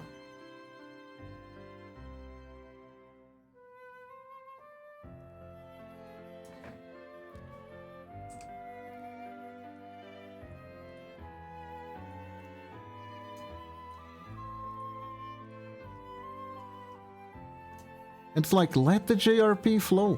Let them do their stuff. They've been doing their stuff way longer than the West, and they've been making quality games without needing to look Western.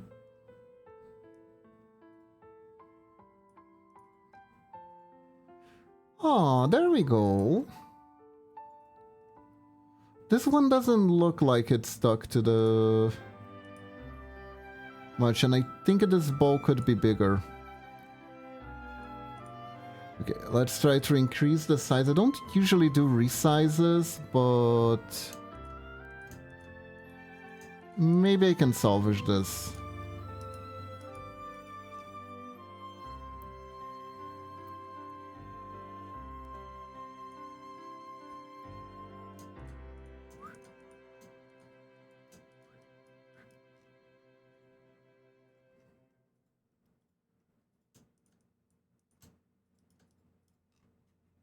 Go.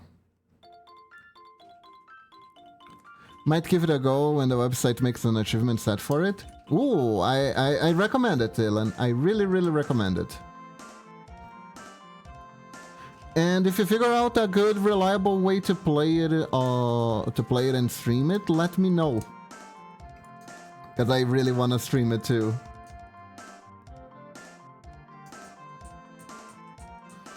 I want to celebrate that game's existence.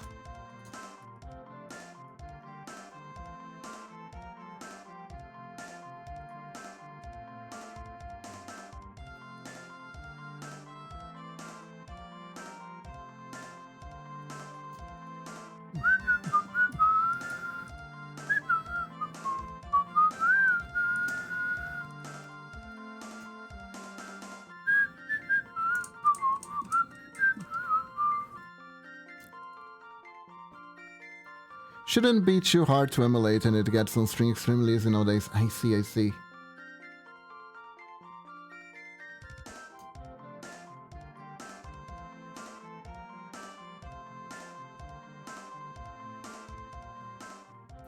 Okay, so for it to look like it's part of it, I need to add some more 3D to it.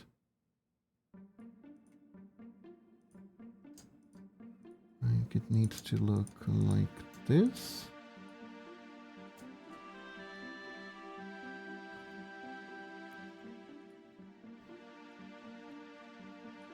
God. Another great game, Final Fantasy Tactics. Unfortunately, it is a behemoth of a game.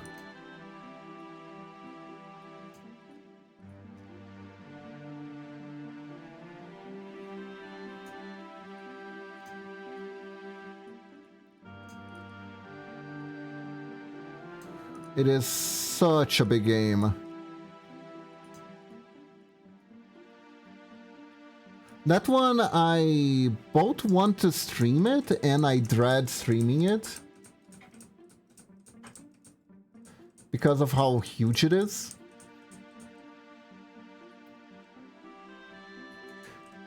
Which is the main issue of some of these older games, that they can be really, really grindy sometimes. Not all of them, though. We did Wild Arms fairly easily on stream. I only had to grind outside of stream once. And that made me above or at perfect level for most of the game.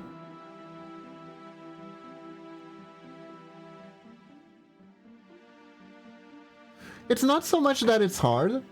It's that I personally feel a tinge of guilt for grinding on stream.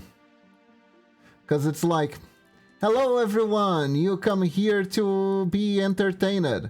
Now watch as I fight the same, I don't know, the same cave octopus 5 billion times. Behold, entertainment. There isn't a whole lot of funny commentary I can make about fighting the same monster over and over.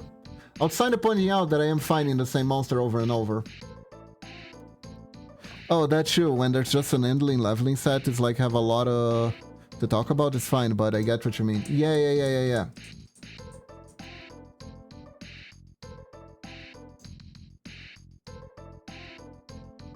Like, another streamer I know was talking about this, where she felt like she was ripping people off, because theoretically she could make a just chatting while she levels up, but usually in these games the level up isn't so brain dead that you have to pay no attention to the battle, right?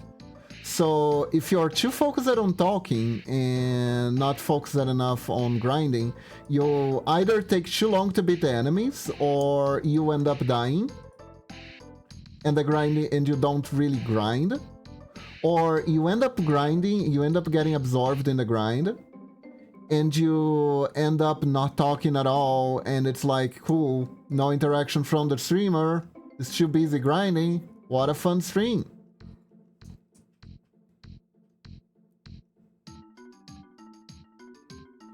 Those are things I would not want on my content, you know?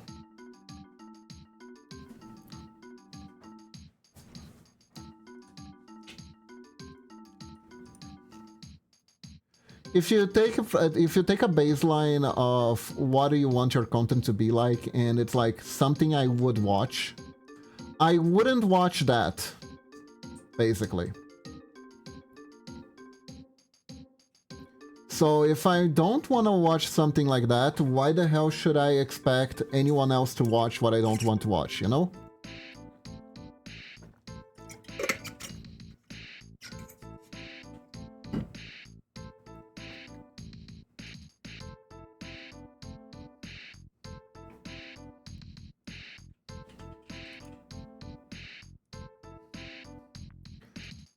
Oh, she looks so cute. Okay, now let's do me. No, hold up. Heaven, it's not over yet. We need to do the horns, Momochi's horns. Momochi's, trademark sheep horns. 100% sheep horns. They're not at all branches, they are sheep horns, remember. Just kidding. No need to bite me. Or poison my food.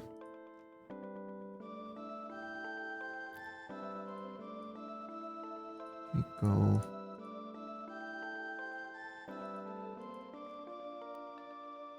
Momochi sits and waits silently. I can hear her typing. But I don't think she's typing on my chat right now. She's probably talking to someone.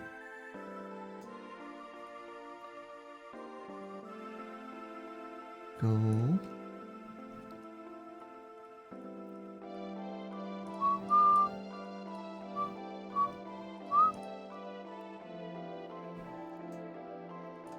There we go.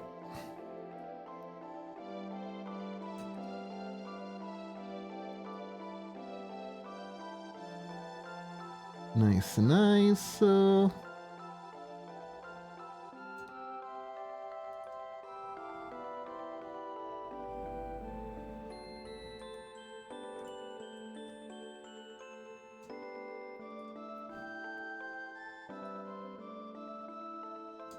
we go. God,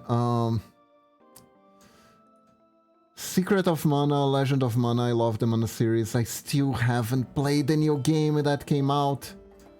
And I am kind of worried because, sure, I kind of shut myself a little bit from spoilers.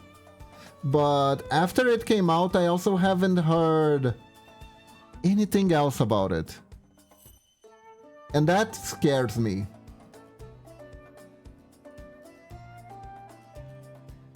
Because usually what that means is that the game wasn't that much. There wasn't that much to talk about the game.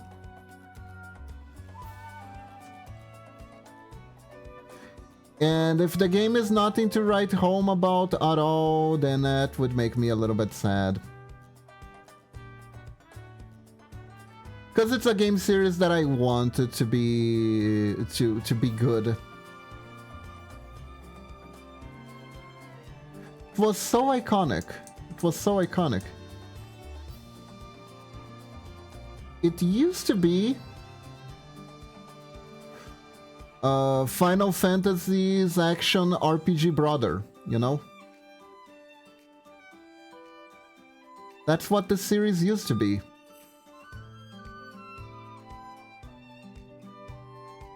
But now Final Fantasy has gone the action RPG route, and for a while now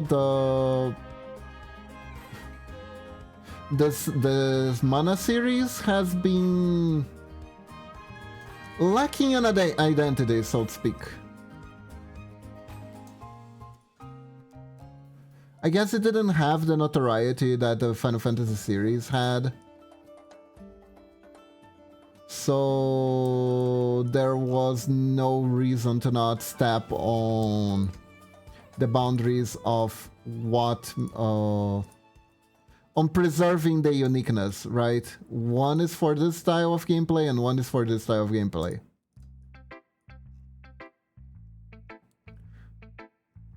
They didn't need to limit themselves anymore. So they didn't.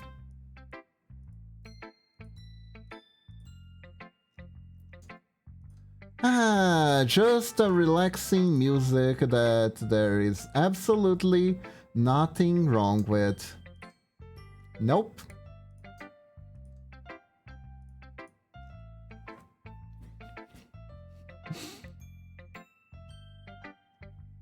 There we go. Hello, Camel God. Welcome to the stream. How are you doing? You know, I had an idea for a piece, but it felt a little bit too much work. Friend right now have PTSD at the moment if he was here. What a great game. What a great game. Doing good? That's good. That's good.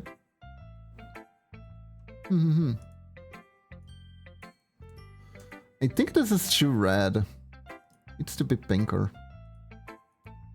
Needs to be pink.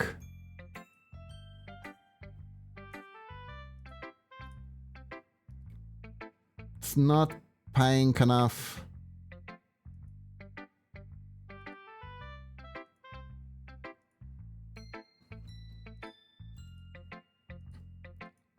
There, now this is pink.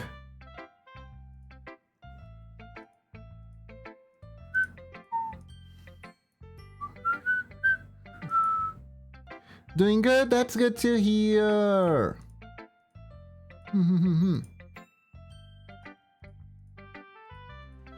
Like, I didn't play this game myself. I saw playthroughs though. Man.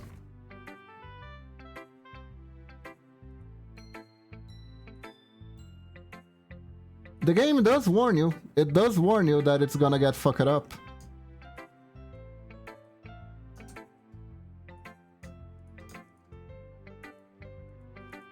It doesn't warn how much fuck it up we are talking about though. I remember, that's actually, come to think of it. I remember that the main reason why this game was made, it was made to be a promotional material for a horror game that the team who made the game were working on. And that game never got released.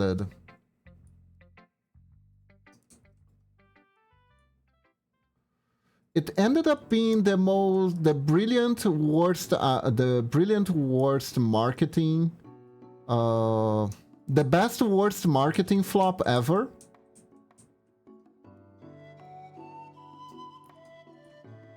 You guys remember that?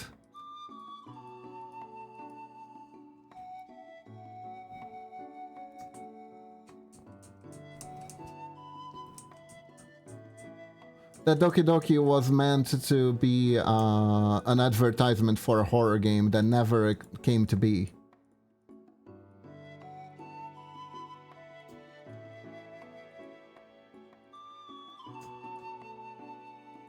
I don't know what happened. If they just canceled the development or whatnot. But I don't know if the team who made Doki Doki ever really finished their project. It is very sad when it comes to stuff. It is. Honestly though, yeah.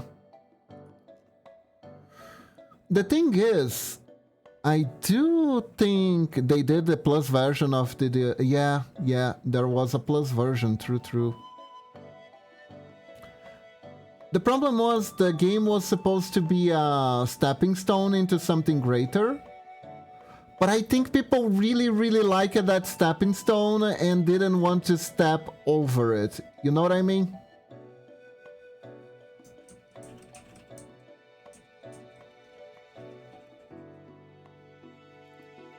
They just wanted more Doki Doki, they didn't want something else. That actually reminds me that I had a similar experience with a book once. Where the book gives a premise, and I really like the premise, and it was a series of books. But when it came down to reading all the books and finishing the whole story, I ended up not liking the story as a whole. I liked the first book because it was the original premise, but I didn't like where it led, unfortunately.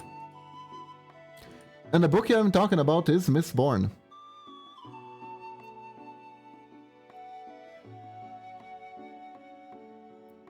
Okay, now let me think, how do I make this?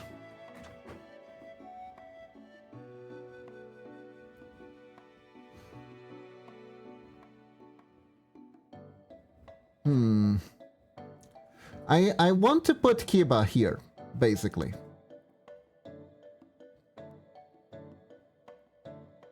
But I don't know how do I make Kiba. Kiba, can you make quality cabbage? I guess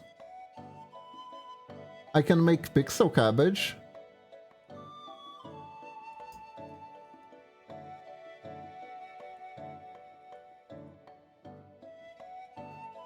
See, it takes a while to get the shape right though.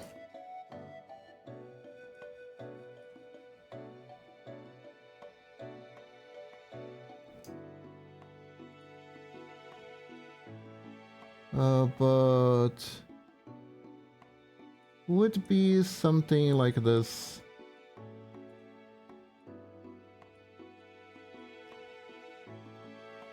Yeah, this is a beginning. This is a cabbagey beginning.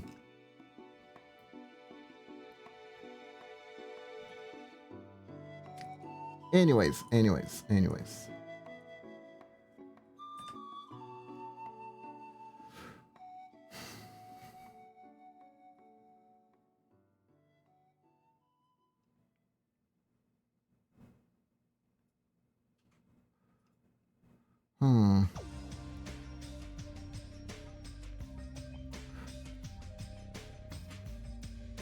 So, you know what? Let's start with the...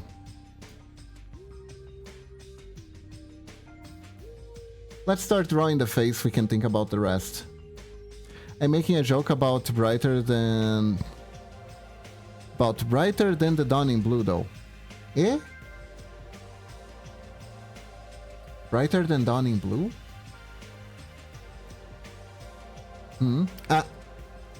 Hold up, Zuaid. Let me get that for you. Remember, you asked for this. I don't wanna hear it. Okay?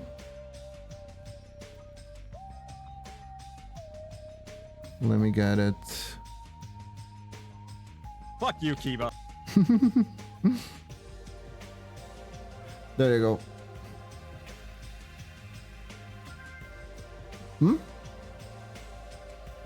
Wait, is it not working? Hold up. The VTS is supposed to be on. Did it turn off?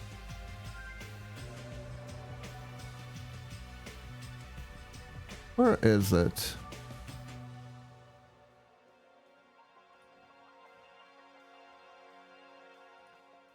There you go.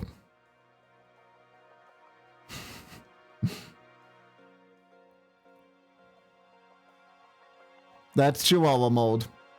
Momochi hit it in my model.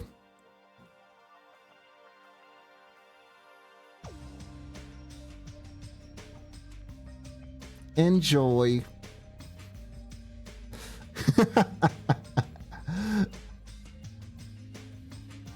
Like I said, you asked for it. There you go. And it's gone. And it's gone.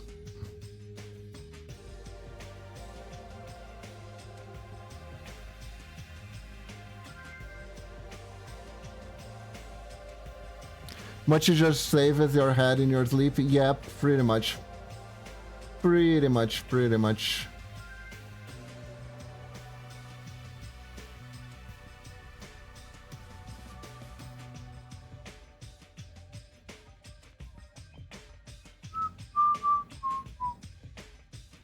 See, 1, 2, 3.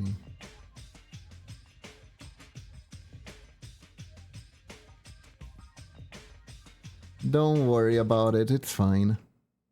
Which I find pretty funny because to be a right quality animation is super realistic cabbage on screen. Ah, I see. No. There is some type of pixel art. You may have seen it sometimes in video games that there is a pixel art that looks ultra mega hyper realistic. And that pixel art isn't really pixel art per se. Sometimes games would take photos, either from movies or something like that, and just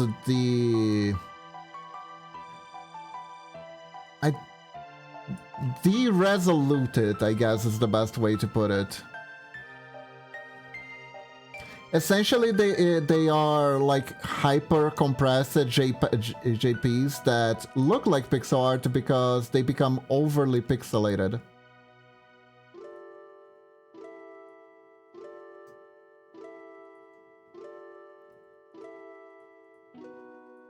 Trying to make those by hand is extremely hard because they have way too many pixels on them, naturally because of the pixelation. Kinda like Tomodachi Life, I guess? Not entirely sure what on Tomodachi Life you're referring to.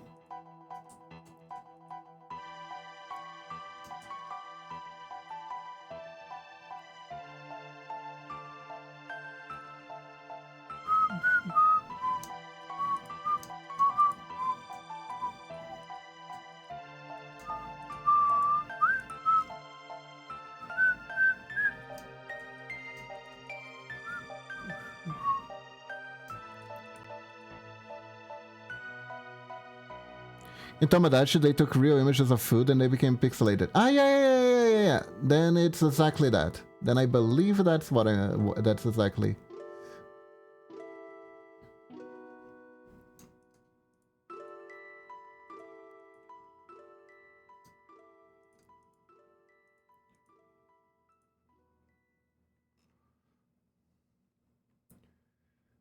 Okay.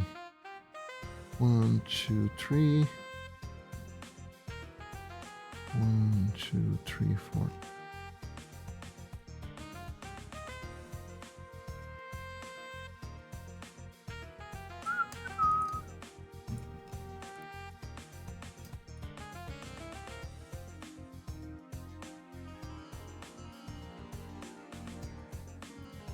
후하스 비거 바동카동스 유어 모모는 아이싱크 이츠유. That is a good question. That is a good question. Momochi's badonkadonks are very big too. That scared me.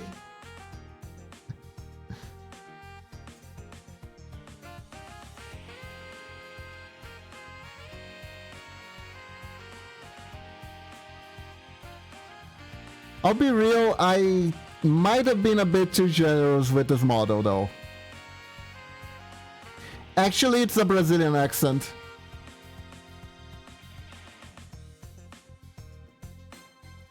I made it so he had a Brazilian accent.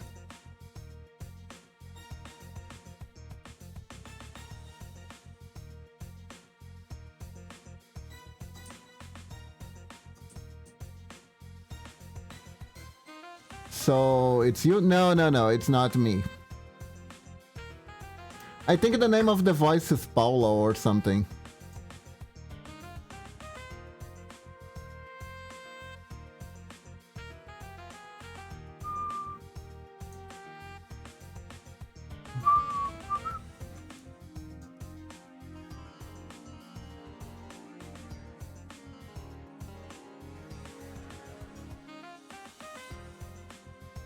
Here we go.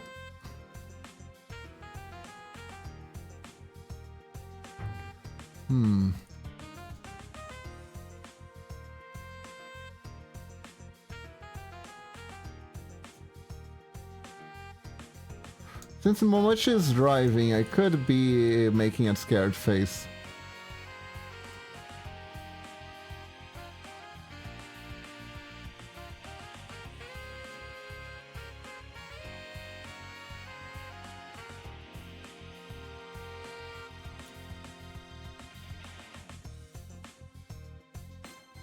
Here we go.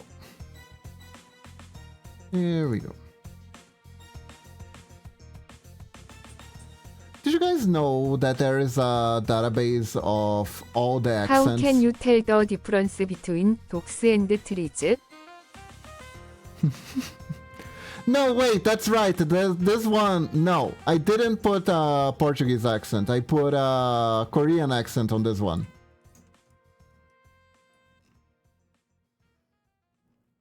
I think I put a Korean accent on this one just for the lols. By the bark, nice! So what was that about a database? There is a database for every accent in the world while speaking English. It has recording of people speaking words in English from every language. It's true, it's true, it's true.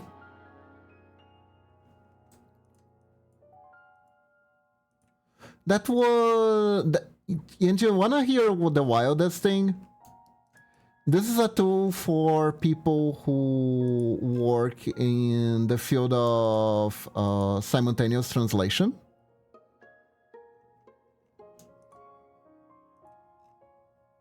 And the reason why it exists is because sometimes you get hired to translate someone who is gonna make a lecture in English or something like that.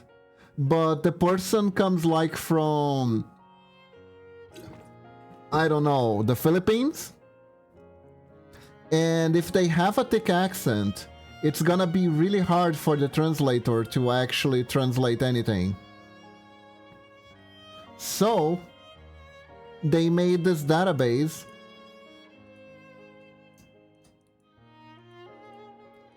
to help translators get used to the accent of the person they are going to translate for without forcing them to talk a bunch with them first.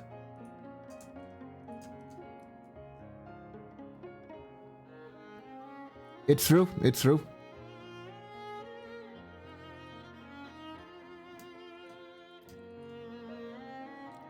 You can find it on Google, actually. You just have to type in accent database and it shows you the site.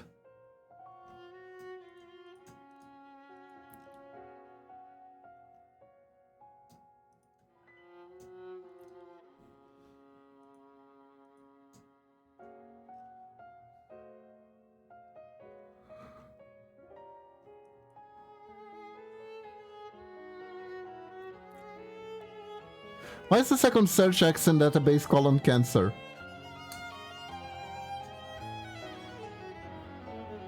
Because the search engine is powered by AI now. So yeah. Everything is worse with AI.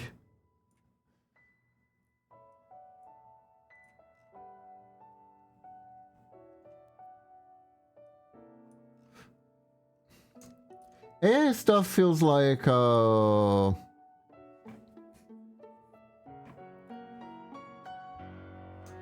do you say? Feels like the new NFT. A solution for a problem that isn't there.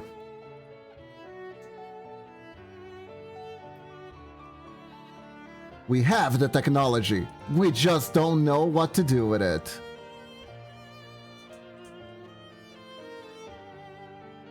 It's like, cool. So basically that means it doesn't do anything, right?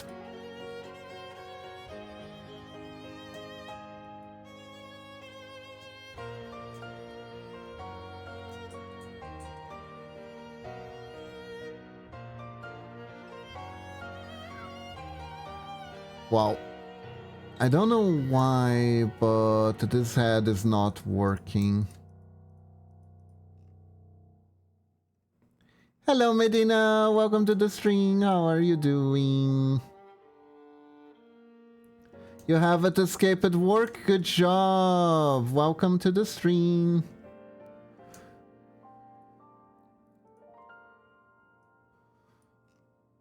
I am figuring out how I want to make a cute piece.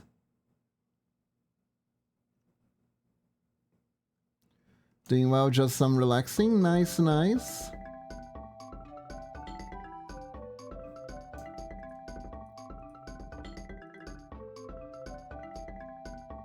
Very nice, very nice.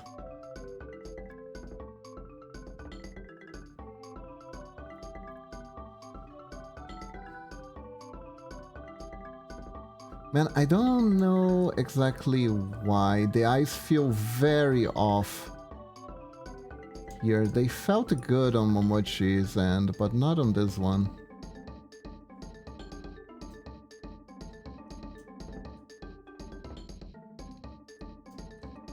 Let's see.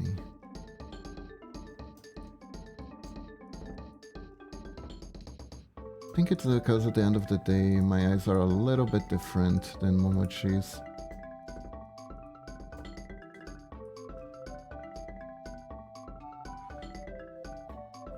Comfies! Woohoo! Yay, comfies!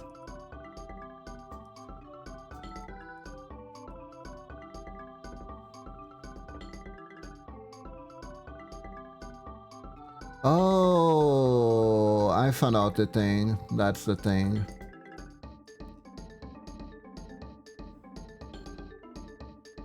There we go, fake height. That's the thing that's wrong. Either this or this.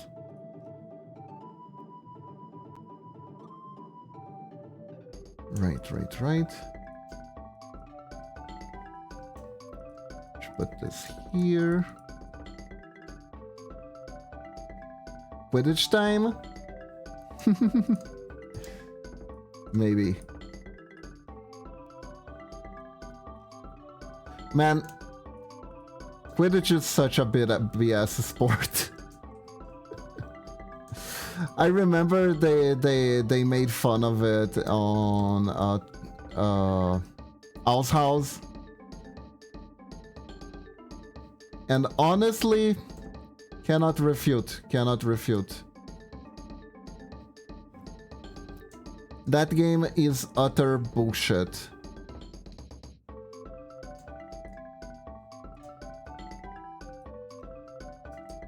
Just utter bullshit. There's real life Quidditch sports where people ride brooms and stuff. Well, that must look very silly.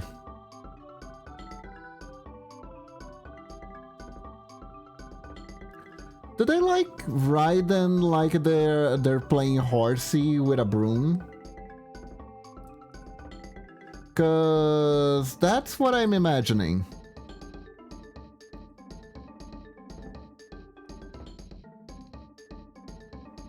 It's not in there, it's on the guard, so it looks really awkward. Also, it's exactly like a horsey. Amazing.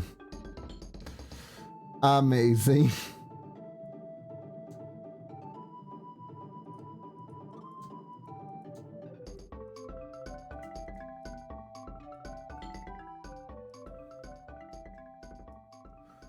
That's amazing, oh god, that's amazing. Wow. Wow.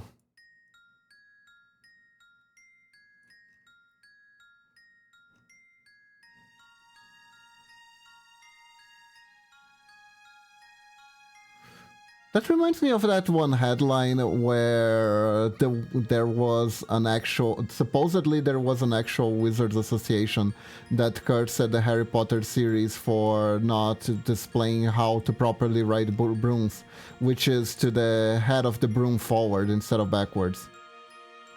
Hey Sharky, welcome to the stream! 8-Ball no Jutsu, will today be a good day? Yes. How are you doing? Hope you're doing good.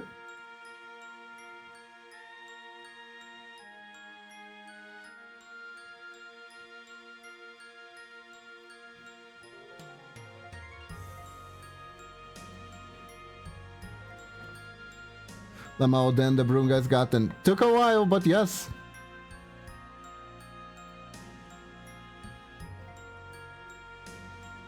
Certainly was a slow acting curse.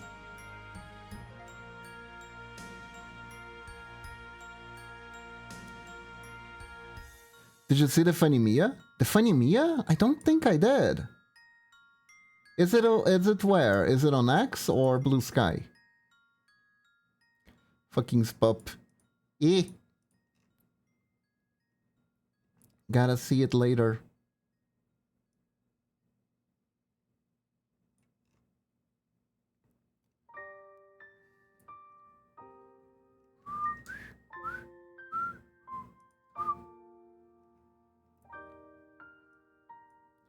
Twitter and Blue Sky, nice.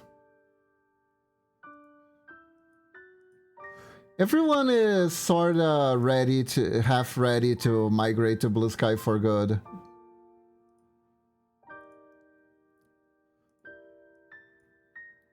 Most are probably still hoping that maybe Elon doesn't go through with the Gronk stuff.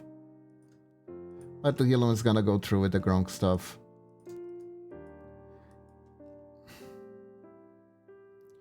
Elon is not good at noticing when he is fucking up.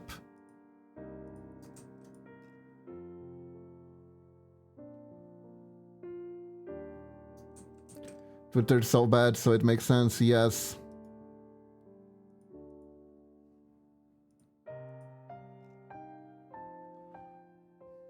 Otherwise, Blue Sky, hello, here we are. Yeah. Like... Elon has been trying to be sneaky about the AI thing, and wanna hear something funny? So, you know how the Muskie Wuskie lost a shitload of money by doing things that the Brazilian government did not like, right? And guess what?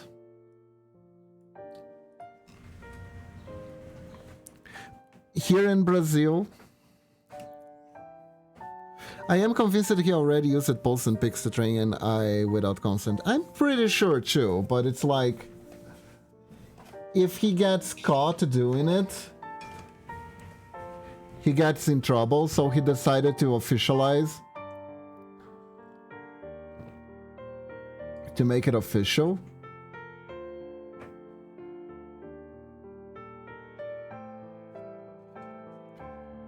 So there is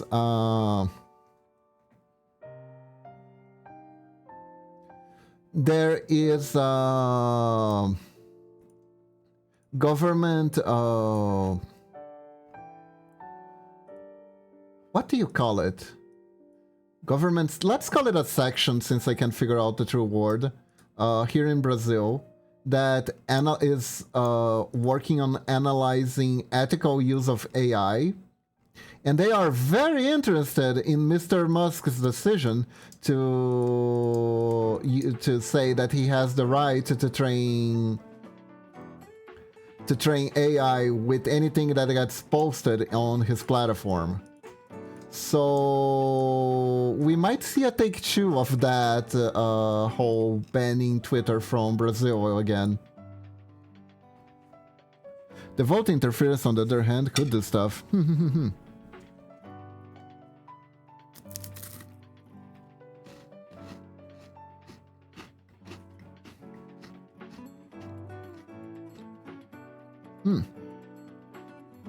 Yeah, but let's not delve into politics too much on the stream, because that kind of stuff is usually very stressful.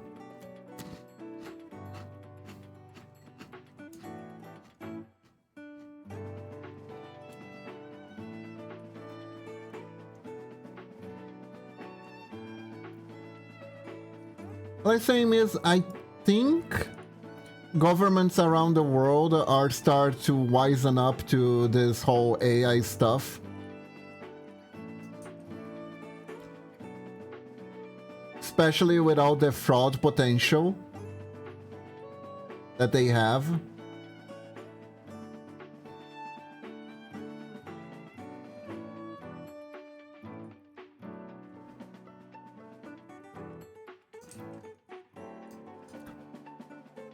So I actually have hope that the thing will, if the people who are in charge of developing AIs don't actually think about the consequences of what they're doing, the whole thing is gonna self-destruct in their faces.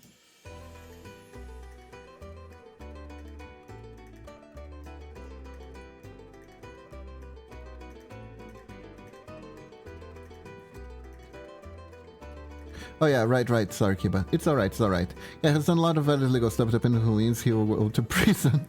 There once can ads with Swiss politicians. Oh god. Mm-hmm.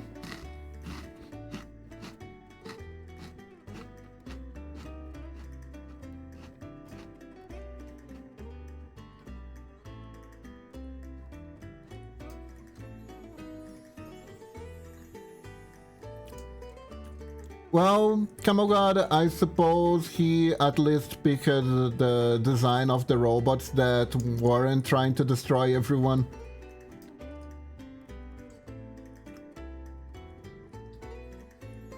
I do wonder if they actually can program the AI to follow Isaac Asimov's laws.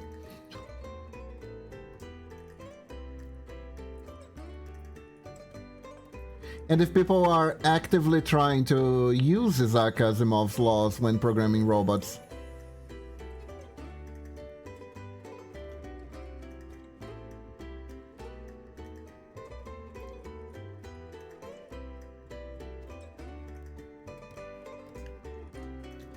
Honestly, I'd be more scared because from what I know, the robots that are able to actually move fast are not bipedal ones. They usually have 6 legs.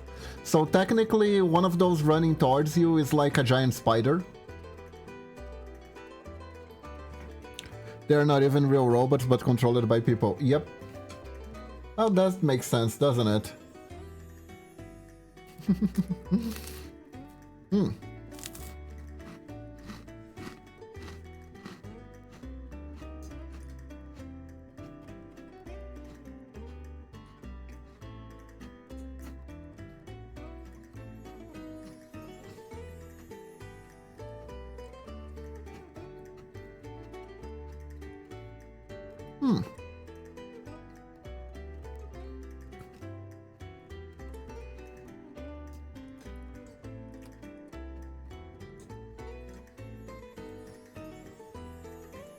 I mean, remote controlled people could be useful for performing dangerous tasks, so that's okay.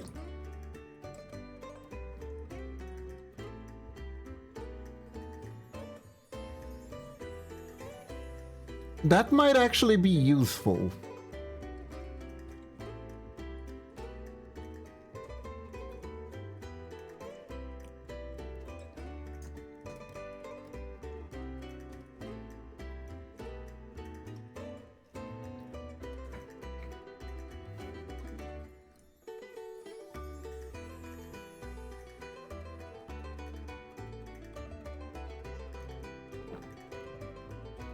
I guess the reason you'd call them robots is A, marketing, and B, lack of a good word for it. So I guess again marketing. Interesting.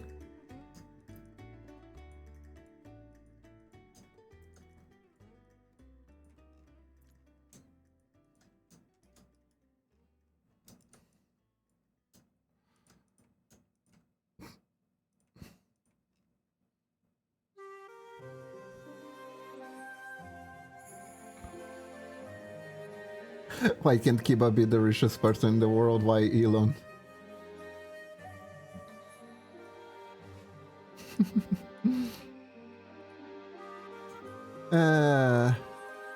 I have no idea what I would do with my money if I was rich.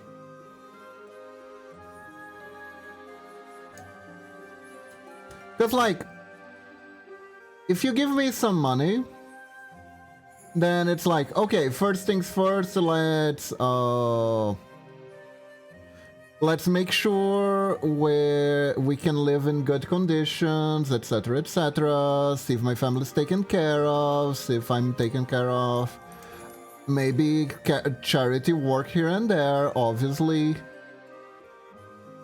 But after that, what the hell do I do with this kind of money?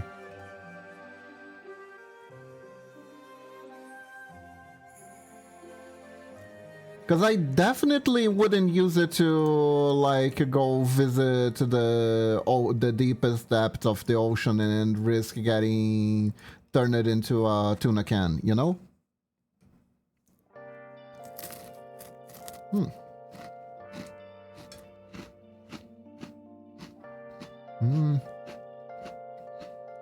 I hate AI with passion. This shit legit won't solve anything of value. I don't get how some people let ChatGPT write their email. Laziness.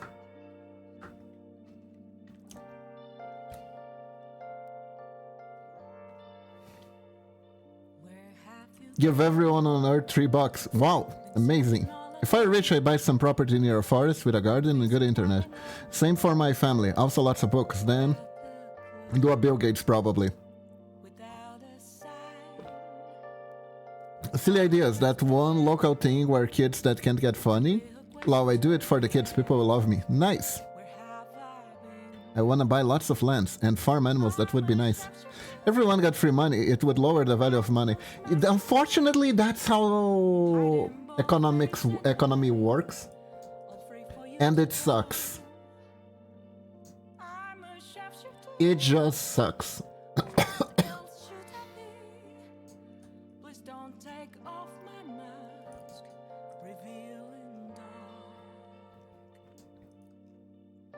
You know what sucks a lot?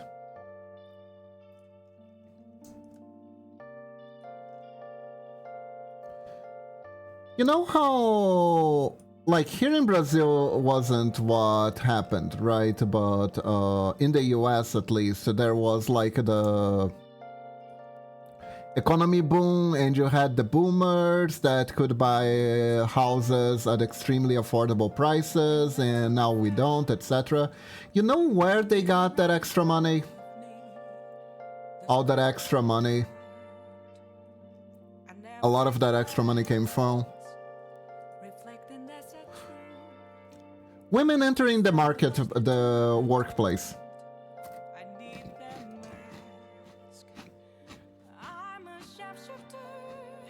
The economy at the time was adjusted for single income household families. So every family that had double income was at an extreme advantage.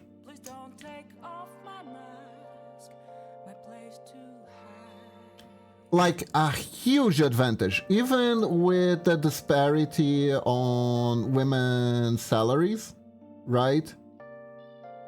It was still a good deal. But because the economy is what the economy is, it adjusts itself. And that advantage becomes the norm.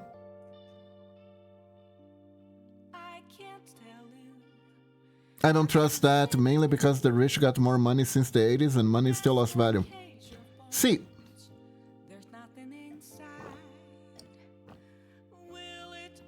rich people are a thing because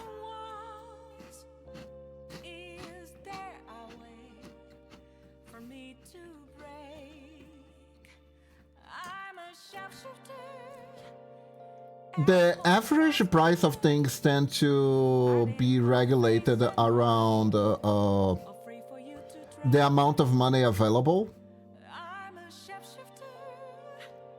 So the average amount of money available. So if the rich person has a ton of money for itself, it increases the average by a lot.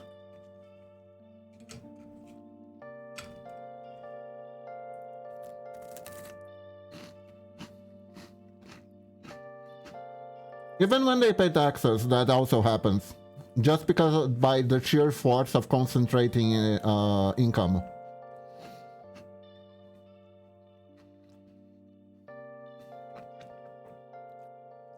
The taxation exemption thing is fucked up. That doesn't really happen here in Brazil. Here in Brazil, the people who have taxation exemption are mostly churches.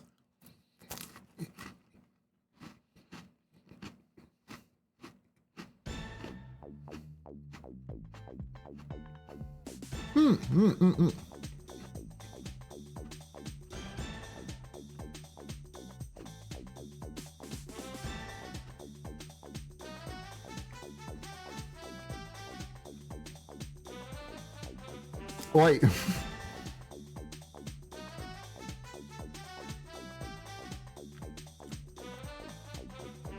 Hold up.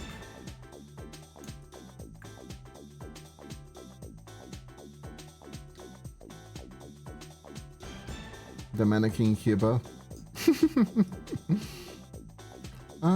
Nah, hold up. I'm trying to figure out a good pose.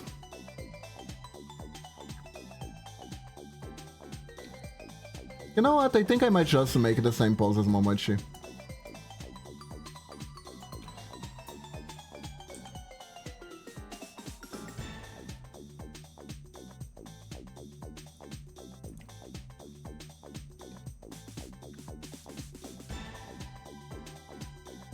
Oh my god, why did Kiba fell in the same pool as Rama? He would be 1/3 boy, girl, and pangolin, yet 100% wolf ninja.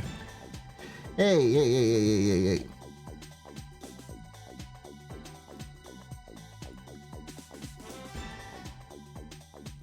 I'm not a pangolin, I'm telling you guys.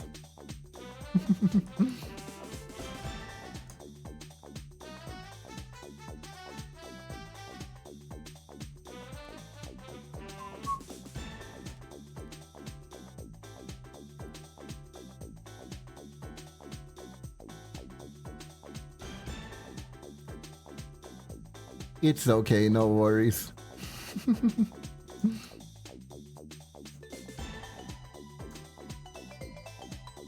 You know, one of these days when you guys least expect, I'm gonna make a pangolin model and it's gonna be cursed as fuck.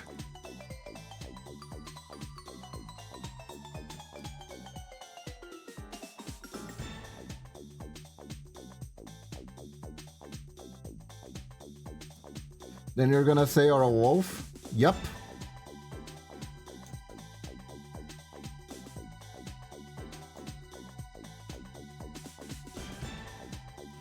Gonna be like wolf model reveal and it's a pangolin. Sounds like an April Fool plan. Pangolin shaped wolf. God, how do I even do that? How do I even do that? That would be glorious. Like I somehow make the silhouette. It looks like a wolf, but then it's revealed and it's a pangolin.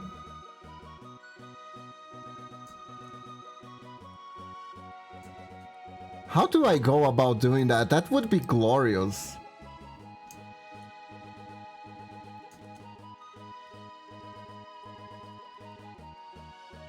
That would actually be so glorious. I was thinking of making like a pangolin Sonical C as a PNG tuber. Cause you gotta combine the curses to achieve maximum cursage.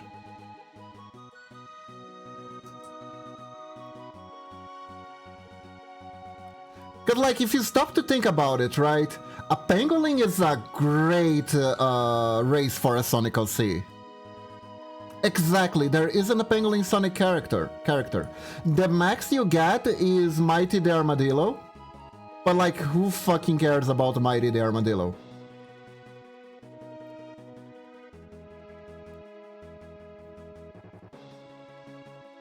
I don't know.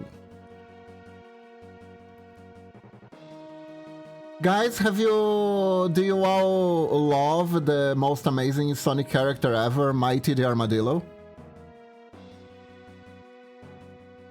He's the rejected Chaotix.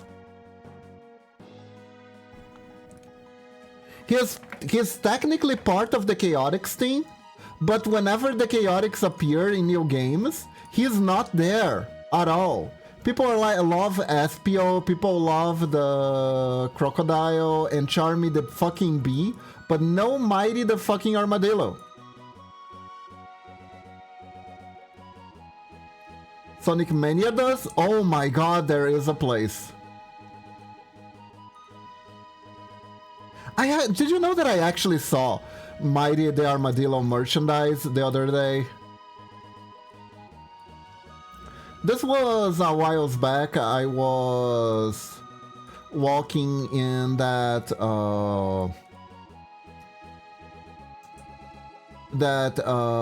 Japanese neighborhood I keep talking about, and there was this one bookstore that had Sonic merch in there, and they had Mighty the Armadillo plushies. Oh god, Ray the Squirrel, I forgot he existed. I forgot there was a Ray the Squirrel. Wait, Ray the Squirrel is real? I thought he was an OC. That's real? Wait, that's real? Hold up. Might as well save it. I have not saved it yet.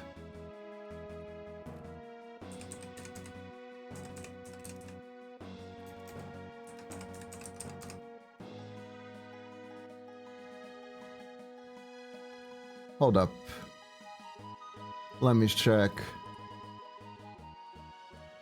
Ray the Squirrel.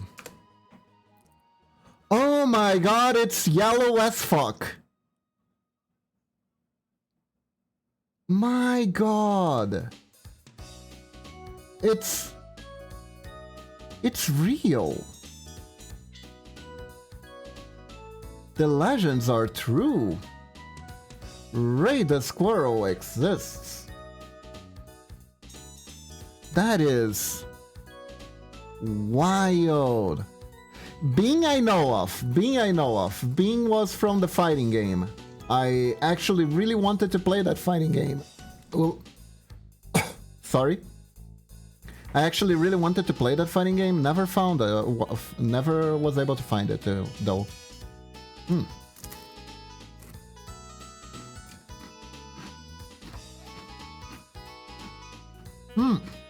Bark the Polar Bear is cool.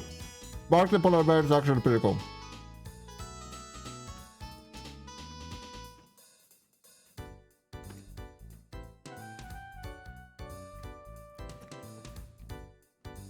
Yes, Shu, really?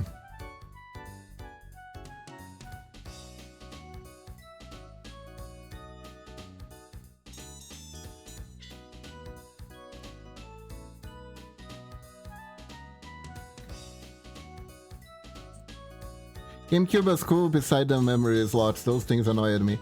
Yeah. Oh god, of managing memory slots. Those were the days. Man, the thing is, if I actually get a PS2, I'm gonna have to manage memory slots again. Oh no. Oh no. But if you think managing memory slots on GameCube is annoying, you should see what it was like to manage memory slots on the freaking Dreamcast. That thing was a nightmare. Every game, every single game that you played, a lot of them would occupy the entire memory card, and those memory cards were like fancy memory cards, so they weren't really cheap. You know what? I hate this pose. I hate this pose, this arm pose here. I don't like it.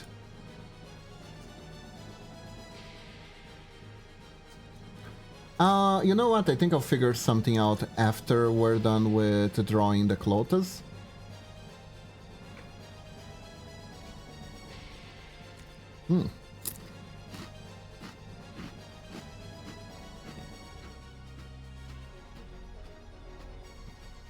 Moon Patrol. I don't know that one.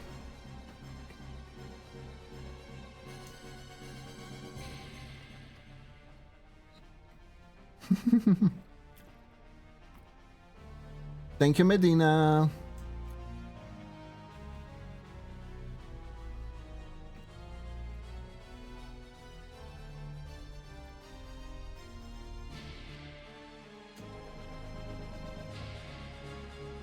Even though I'm a wolf, but thank you. It's really hard to distinguish wolf boy from cat boy from fox boy, isn't it? Cuba's doing the naked broom run. Hey. I just want to get the pose before I get to drawing the clothes. That's all.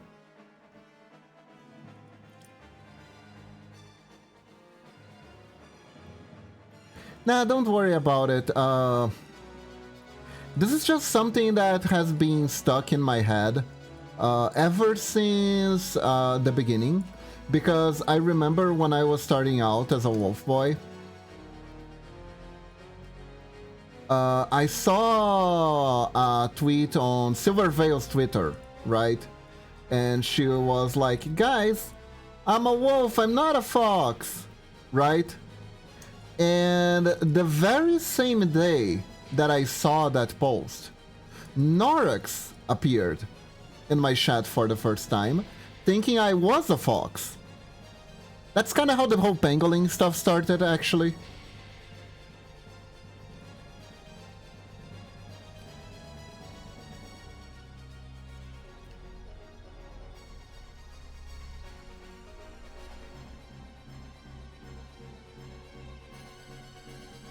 Because I thought it would be cute to do the meme of I'm not a fox, I'm a wolf kind of stuff.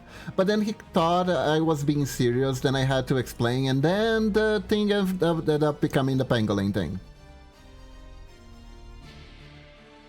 Then it ended up evolving into the pangolin thing. I did think you were a dog when I first saw you in 2021, which is closer than a wolf. That is fair. That is fair. I actually had people tell me that they preferred if I was a dog. They would have liked me better if I was a dog.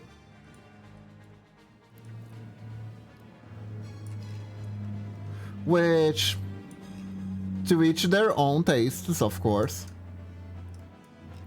At the end of the day, our wolf and dogs are very, very close.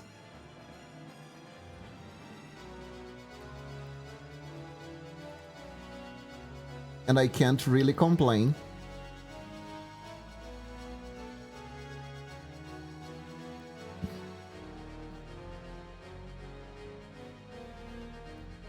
I don't care what you are, as long as you are you and not replaced by ChatGPT. That is such a meme, the meme of YouTube VTubers are all AI.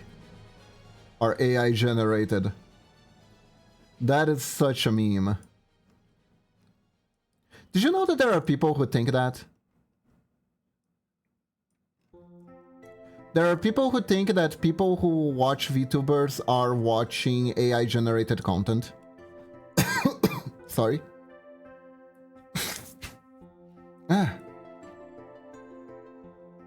Aw, thank you, Medina.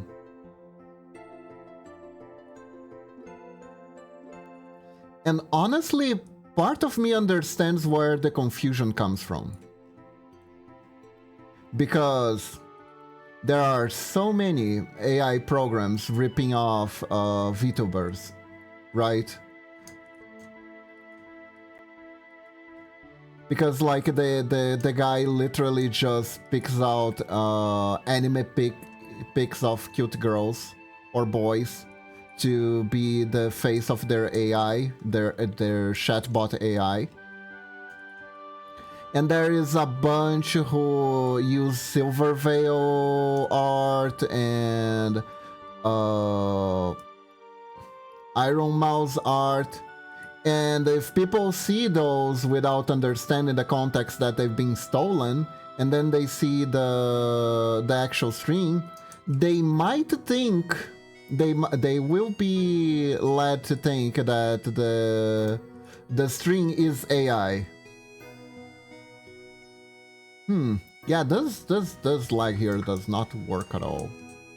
This lag here does not work at all. Let me try to redo that. You know what? There you go. This leg here is kind of sussy, not gonna lie. Not looking that good. Hmm.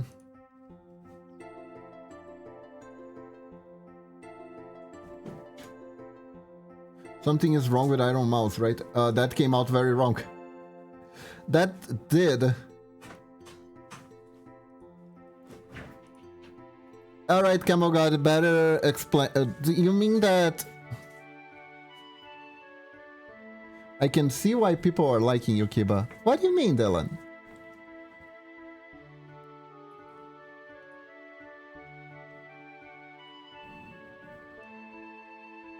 Oh, I think I got what Camel God is trying to ask. Camel God is trying to ask if Iron Mouse has some sort of health condition, right?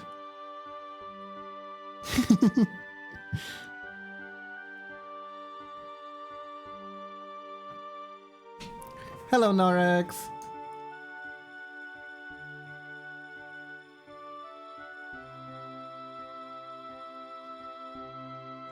Just talking about your origin story.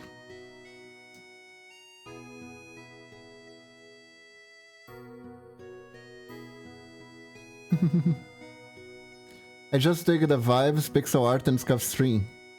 Scuff stream on Discord. Okay, I was about to ask. What did I do this time? Look. I'll be real. I cannot complain about you telling me that my string is scuffed. Because yesterday I discovered that I haven't been earning any Twitch payments for like 8 months,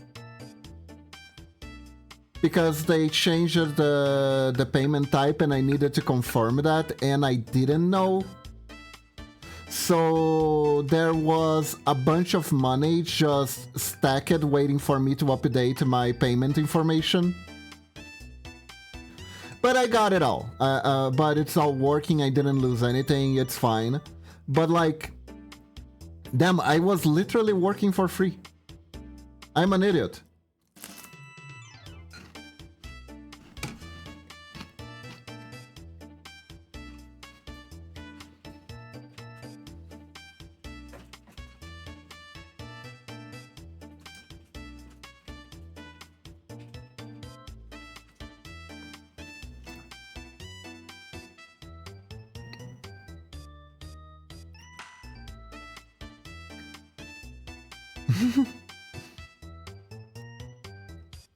You know what? You guys are making very good points for me to cover myself up.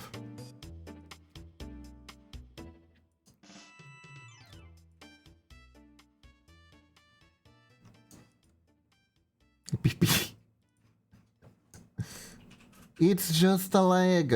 It's just a leg.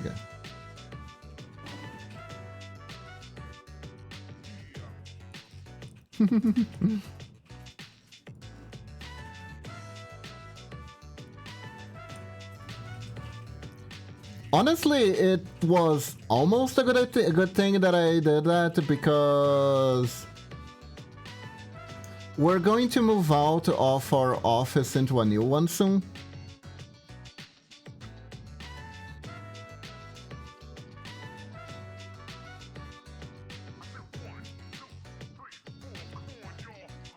Kiba, Danu is telling me not to buy makeup for my anime figures. What do you mean? You should buy makeup for your anime figures. How else are they gonna feel pretty? Is the planning going along well with the moving?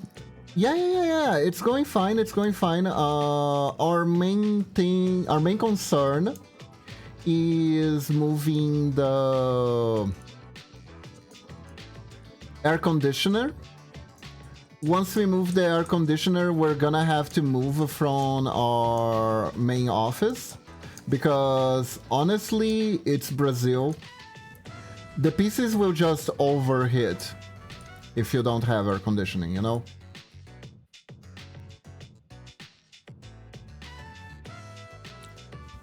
Yeah, how else will I live vicariously through then? Exactly.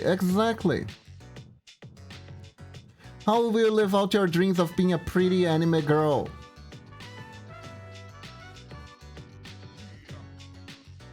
I mean, with a fan Norex model, that is, but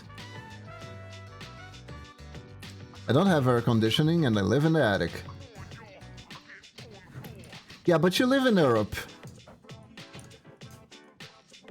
And it's winter for you right now. It's summer over here.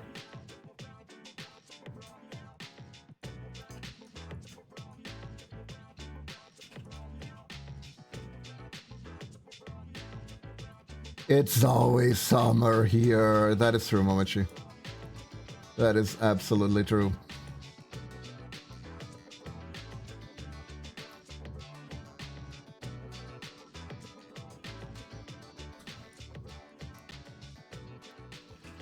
I found out a word. Kiba is bacana. Did I use it right? You did.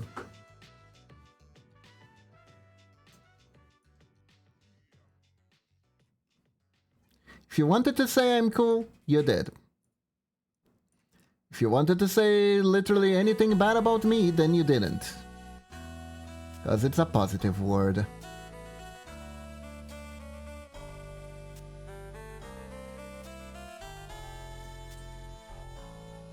Bacana banana.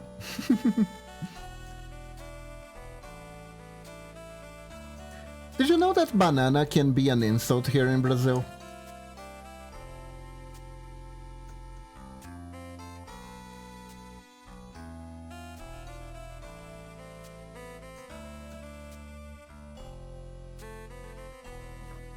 I don't give a rat's ass at the end of the world. You're in a 40 without air conditioning 5 months a year. It's bad enough if you claim otherwise. You can eat a said rat ass until say daylight claims compared. Measure be damn it.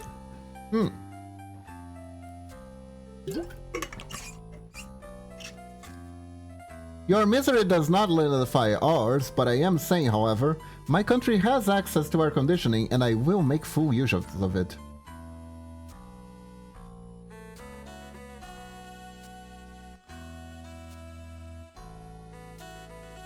I mean, no, not really, because you have to specifically call someone a banana.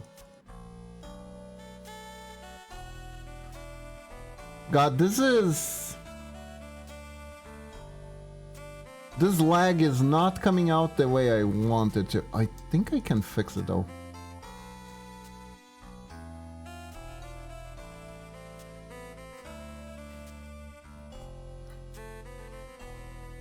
Like your bananas and you're crazy? No, not really, not really. See, if you call someone a banana in Brazil, you're equating them to the fruit and you're saying they are really soft and lame, essentially.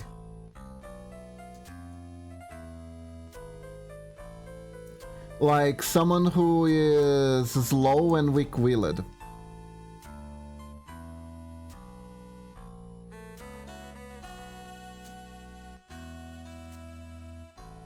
Not even flavorless, it's more of a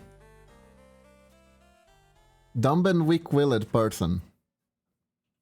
So if you call someone an unripe banana, they are strong. A loser! Thank you, Momochi.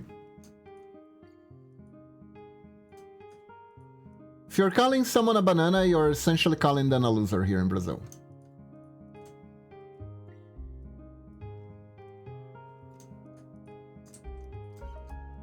Kind of like sell banana, that kind of stuff. It's kind of an outdated insult, but it can still be used every so often.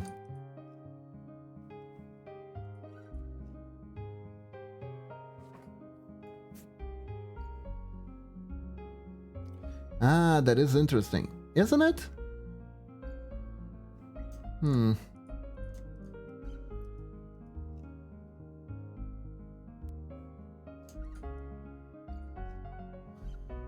God, I don't know.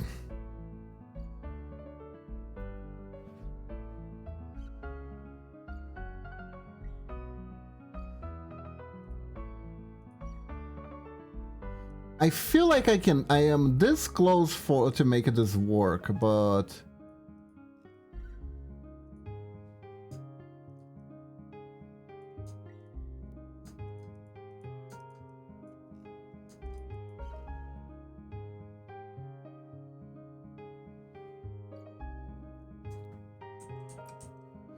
So this is Shupipi. That's not a PP. Please don't get me banned for drawing legs.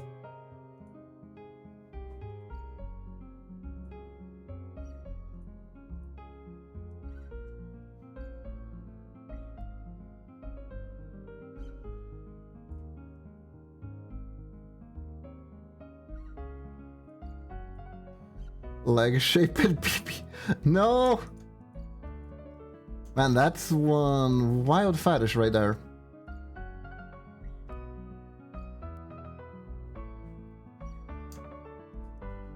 Twitch, their legs, probably. What do you mean, probably? They are legs.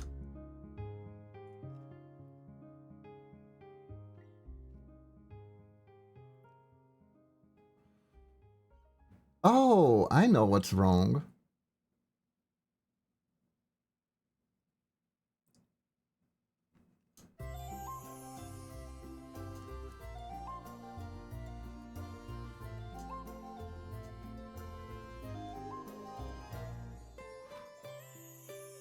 The abdomen and where the leg starts is not making any sense. Wait, legs for a second? I thought they were bananas.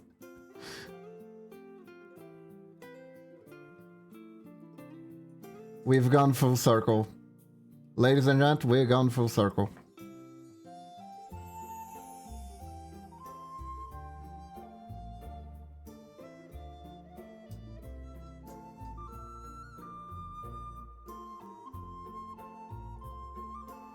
We are combining our smarts.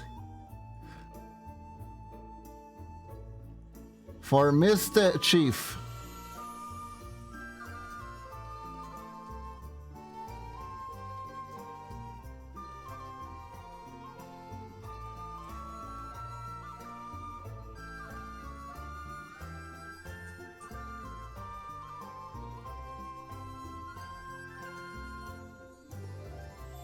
I still can't believe Neanders played a ass-slapping game and got banned for it. I mean, I believe the getting banned part, but I still can't believe she did it anyways.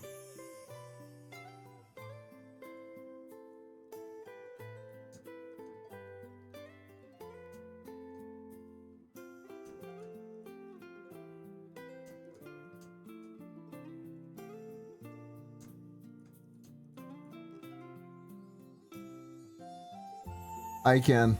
Honestly, that did seem like something that Momochi would do. Especially the part where she was slapping the ass to Darude Sandstorm rhythm.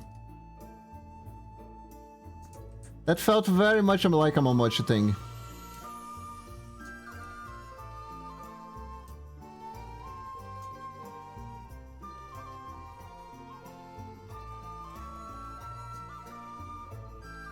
Is it easy or hard for streamers to get banned on Twitch?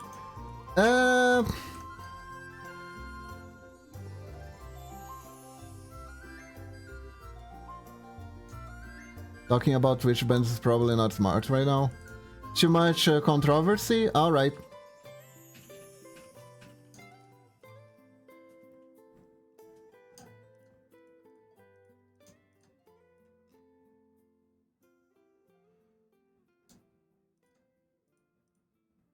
Then I'll refrain. If Dan Clancy likes you, you can say whatever and want to. Ah, okay. Medina, I think that's the sort of commentary that you shouldn't say if you think it's a bad idea to talk about the Twitch bans right now.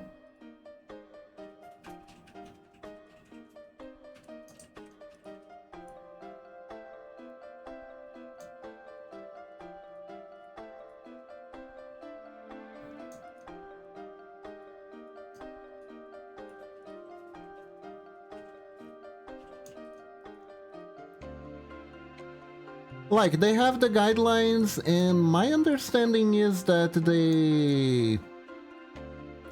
when someone gets banned, it is because of the guidelines, so yeah.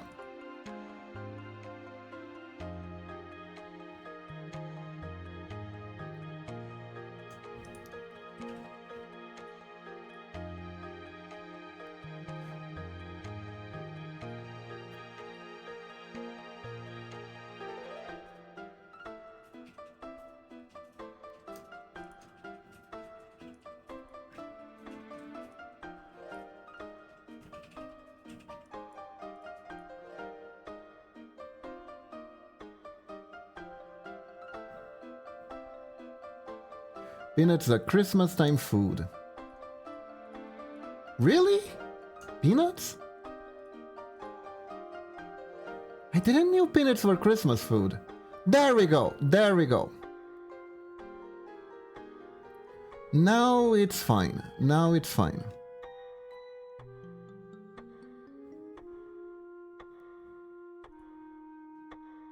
Gonna move the hip a little bit up.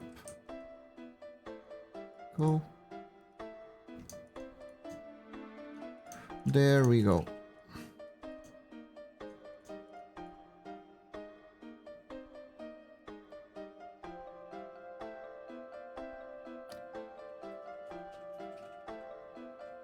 Yeah, I think this is alright. Now it's time to dress up. Let's see. So the boy version of the Flipwitch clothes is kinda lame.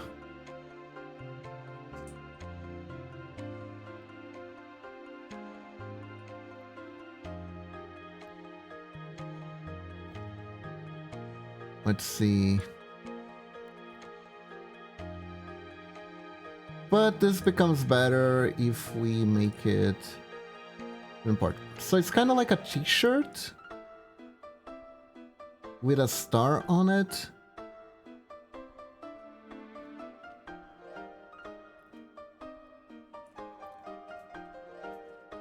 Let's see.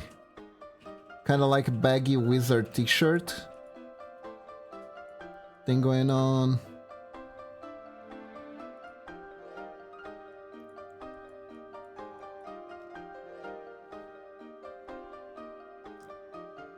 Have you ever played the Squirrel Stapler, Camo God? I have not. The Wonder State God is coming, right? I need to play it. Yes and yes. What? Is that a first-person game?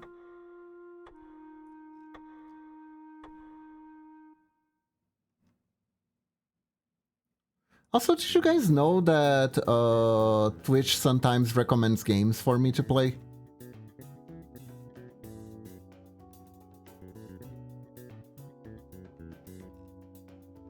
It's mostly mainstream stuff, but they actually did recommend me to play Slay the Princess, which is a game that technically does fit my channel.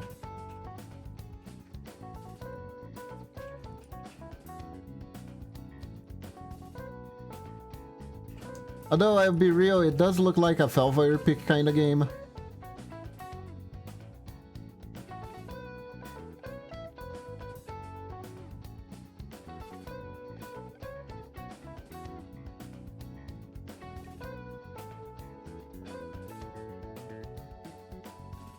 Okay, so that's the t-shirt size.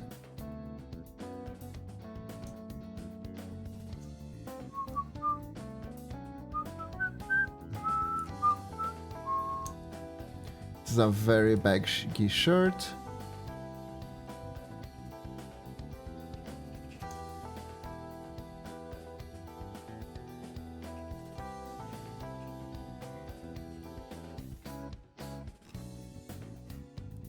It seems interesting.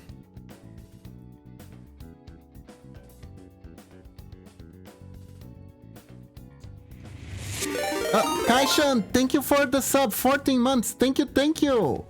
How are you doing today? Thank you for the support. Hope you're doing good.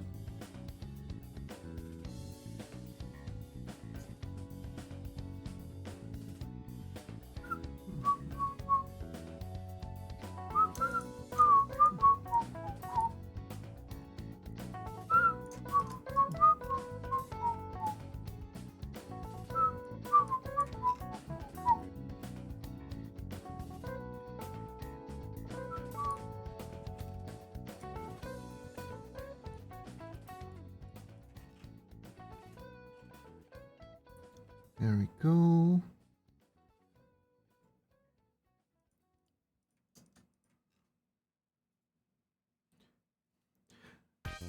Oh, by the way, are black shirt guys a thing where you live? Like guys that only have black shirt? Yes, they all play Magic the Gathering.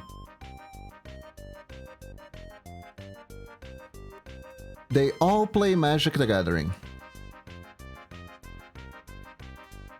And they absolutely are, even though it's extremely hot.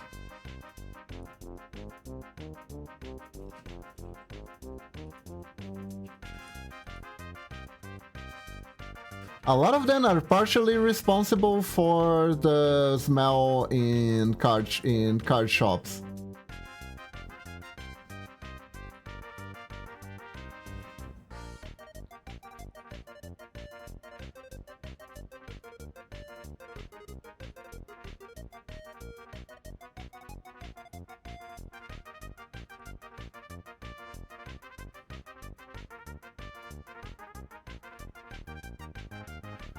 It is actually kind of funny. Like the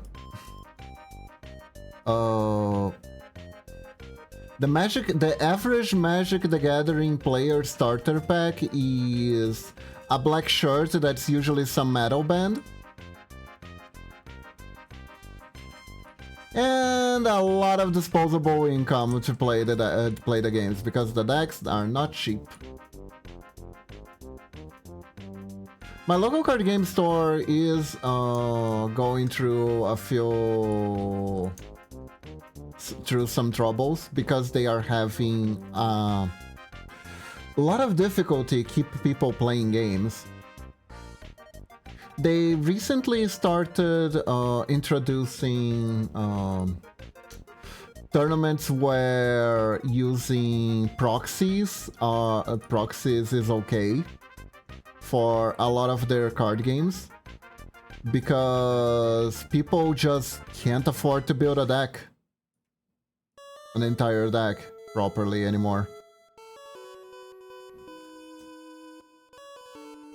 Oh, but it's understandable, MTG getting so many releases and so expensive to keep it up. Yeah, exactly.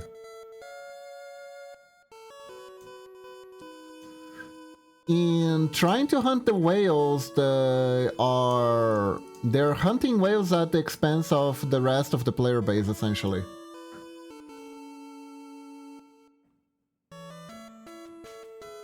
Very common for mobile games, but yikes. You know, Magic the Gathering wasn't supposed to be a mobile game.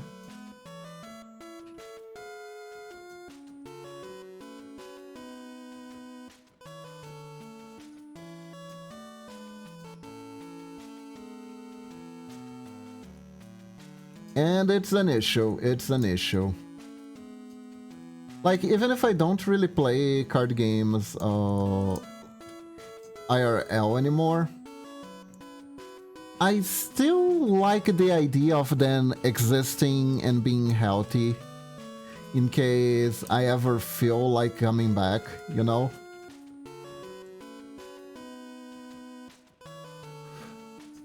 But I think the way Wizards of the Coast is handling the situation, it's more like the physical card game is a luxury, and the digital one is the game.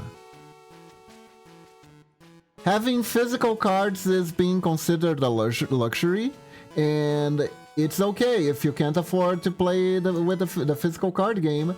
You have the online card game to play.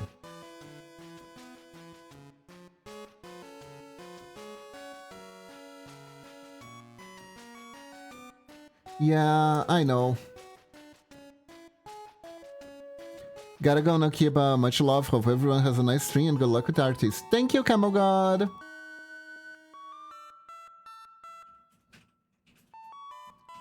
Hope you have a good day.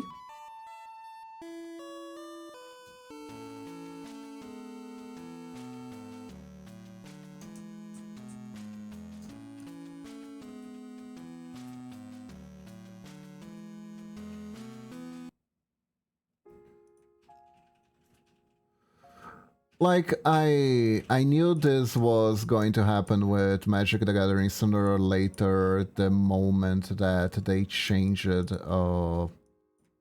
how the rarity worked, and they made mythic rares. I knew that it was heading that way because that was the same way that Yu-Gi-Oh went.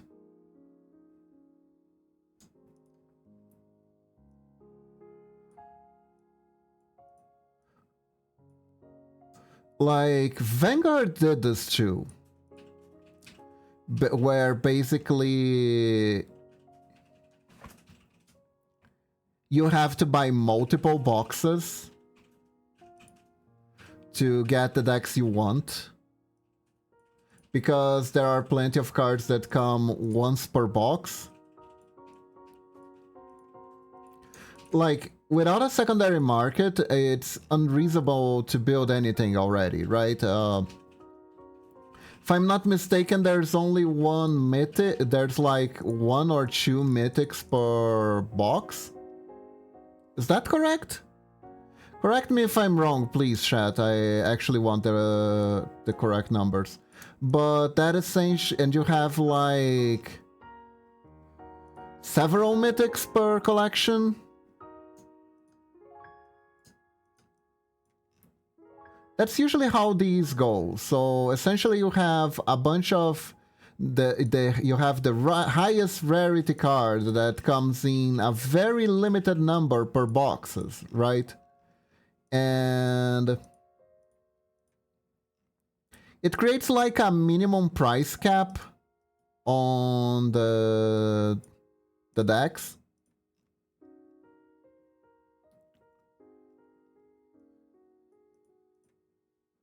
So far we had 9. Oh god. I think that's more than Yu-Gi-Oh! That is not good. That is not good.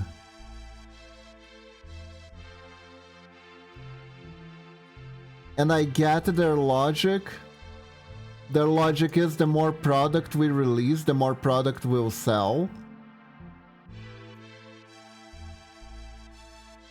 That's why I stopped playing Arena. Oh, you couldn't even keep up with the online? Oh, I see, I see.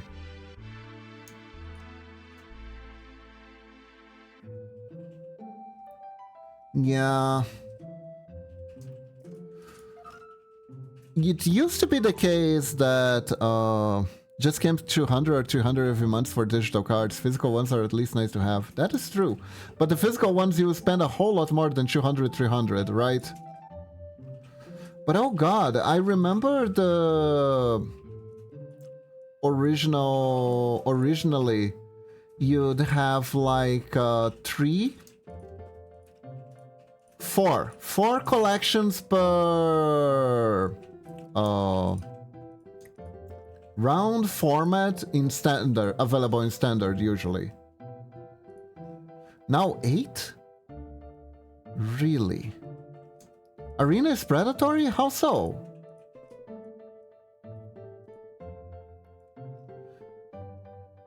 I am curious. I haven't really played a whole lot of Arena. I played it a bit since on the release, and that's about it. But I am curious. How is Arena predatory, Medina?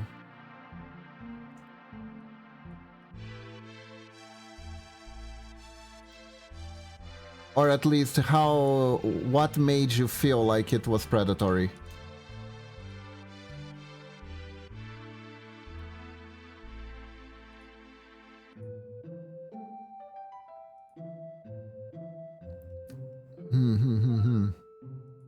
That's interesting to know.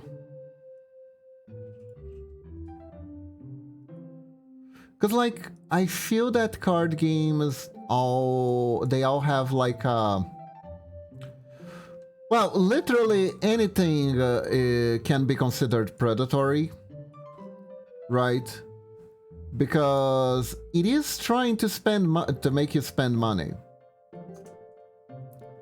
And most marketing practices can be considered predatory. It's really a matter of which ones we are able to live with versus the ones that are just intolerable, right?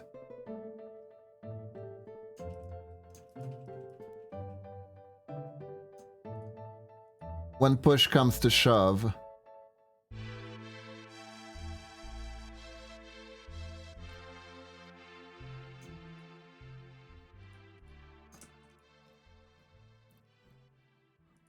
One game that I've been playing that is starting to feel hard to keep up with is Marvel Snap. Basically, if you have a pack, you get cards, no duplicates. But it's a different set, same card, different arts, another rare, so you can get... Oh no. Oh no. Yeah, online reprints...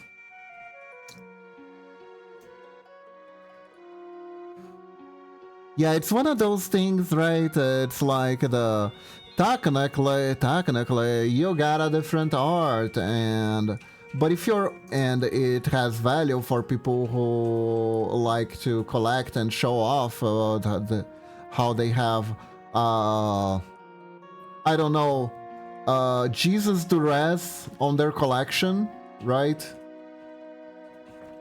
And stuff like that. And for people who are just starting, it's good to have those reprints, and also the reprints are what make the older cards accessible in the new format in the first place.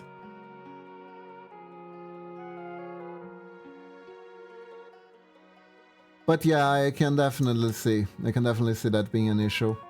You have like, I don't know, 15 Duresses, and you're like, I really wish these were dusted. I really wish these were dusted. Yeah, I can see that being a pain in the ass, honestly. Absolutely.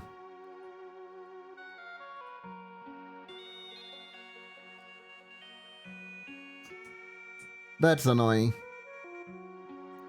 Like, Konami is Konami, and Yu-Gi-Oh! Master Duel has been increasing their releases a lot. They've been making packs smaller than their IRL equivalents, so they can actually release more packs per period of time. And they've been bumping up rarities of everything they can. When the game started, the rarities were much tamer. Now now you have archetypes that when they release, they have 5 different cards that are ultra rare, because they know that the cards are gonna be OP anyways and dominate the game. So it's like, oh, you mean that archetype that they released that has all ultra rare cards is currently the best deck in the format? And that's Tenpai, by the way. Wow, what a shocker. It really... When companies do this, they really drive up the cynicism. Whoops. Am I on? I seem to be on. Okay, I'm on. It's just chat that's reconnecting. Okay. Chat is reconnecting on OBS, so I was like, wait, did something happen?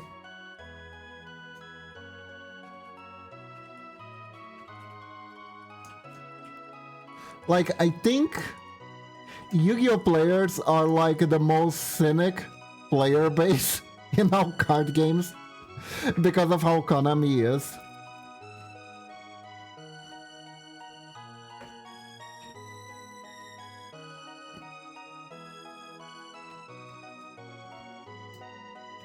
At least personally, right?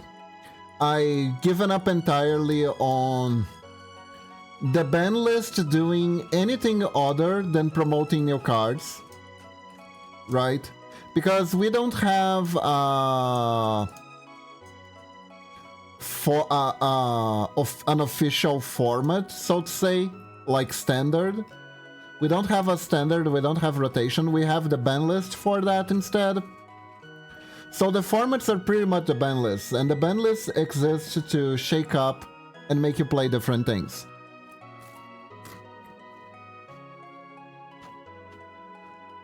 They don't exist without toxicity in the game.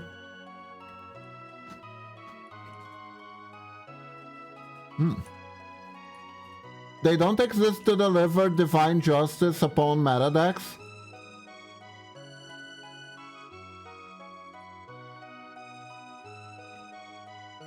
And they certainly don't exist to make the game more enjoyable.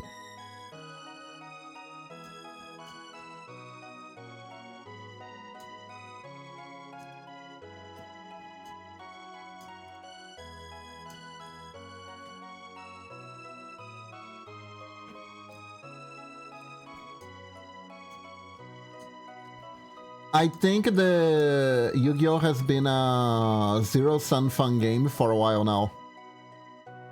Maybe it always has been this way, but I don't think it was intentional originally.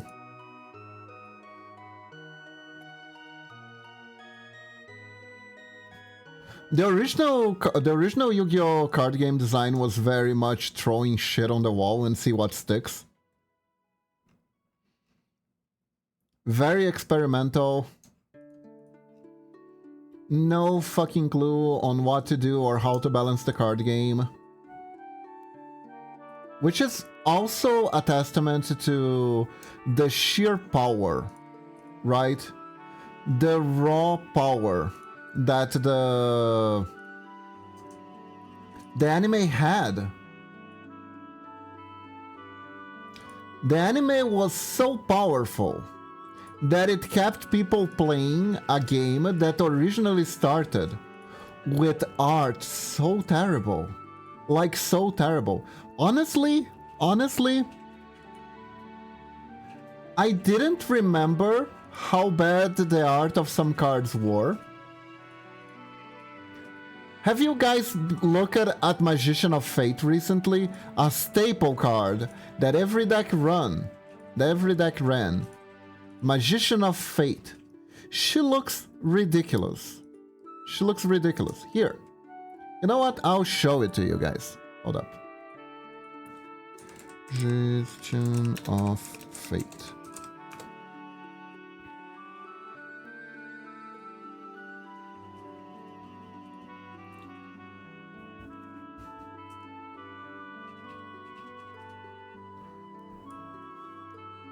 Like...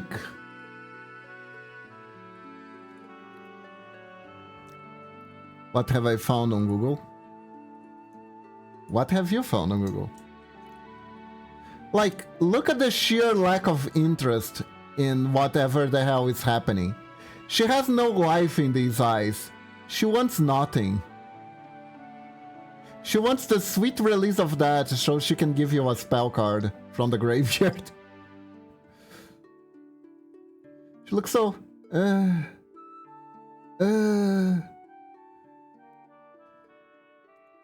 Yeah, it's like, it's such a low energy card.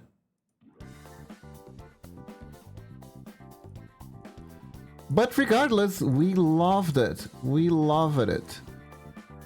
There was something about the unsettling art too that kind of felt special at the time, I don't know.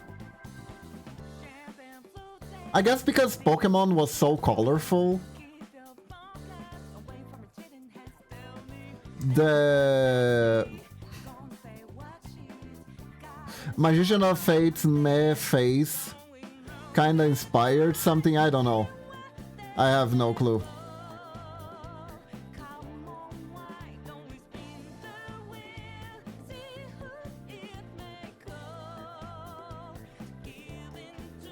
I don't really understand it.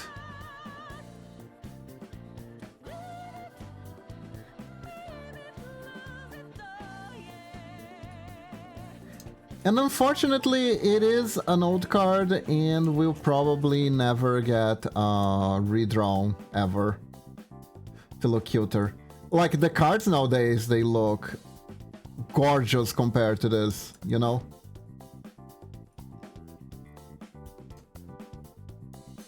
They look so much better now.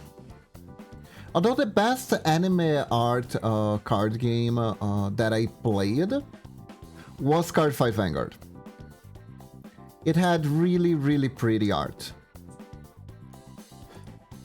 Even if the Mermaid Clan sort of had some disjointed art mixed in the middle, it was still really, really pretty. But also, it was absolutely 90% of the main drive of the game was the art. Because the more I played it, the more certain flaws in the game started to breach in. Like how the game as a whole limited the design of the cards by a lot. So they started having to recycle effects for the cards, just making the same effect over and over again, but more powerful. Cuties, I gotta go. Got some different stuff. Good. Thanks for streaming. Love your art you're making. Have a good one. See you all soon. Alright, Medina. Have a good one. Thank you for dropping by. But yeah, like... Vanguard was the last card game I played, essentially. And I had a ton of fun with it when I finally found a place where I could play with people. It was the most fun I ever had with a card game. I spent a shitload of money on it, also. But then they did a reboot, and my entire play group disappeared because of the reboot. Like, people couldn't really keep up with just making an entirely new deck from scratch. And the legacy format was kind of a mess. So people didn't want to play in the legacy format, but they couldn't afford to play on the regular format. So yeah. Just kinda poof. Same way that I found them. Just as fast as I found them, they disappeared. It was a fun time, though. It was a fun time. I tried keeping up with the card game, even though I didn't have a play group. I tried updating decks, so maybe I could participate in tournaments. Ended up never doing it. It was either too much of a time commitment, or I don't know, I just felt cold feet because I couldn't play as much. So I didn't feel very safe, secure playing my decks. So I ended up getting cold feet at the few opportunities that I had.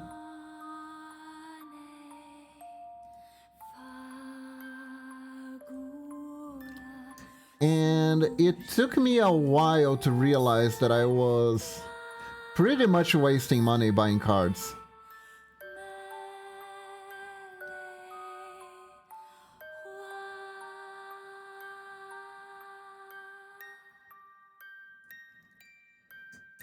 You know, the hats are pretty much the same.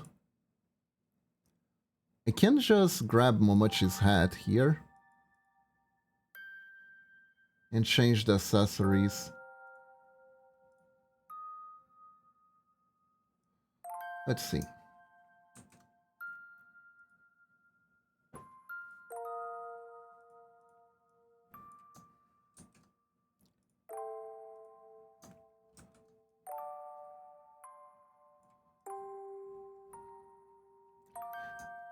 But if I do that, it's gonna be too noticeable. Nah. I'm gonna actually draw the hat. We can go for another half hour. Is that correct, Momochi?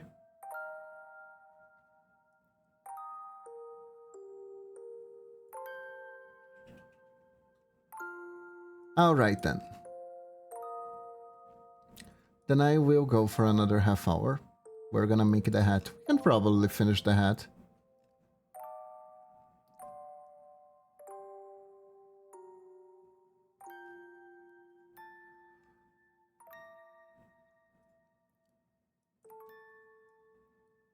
in that time. But yeah. It was a fun time though. It was a really fun time.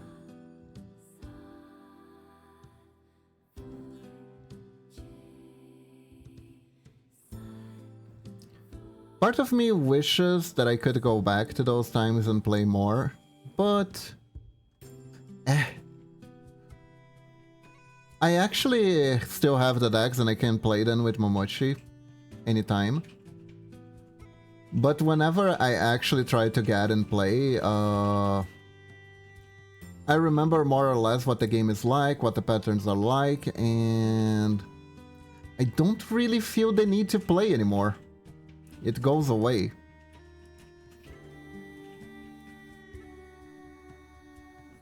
So it's more of a nostalgia sense than anything.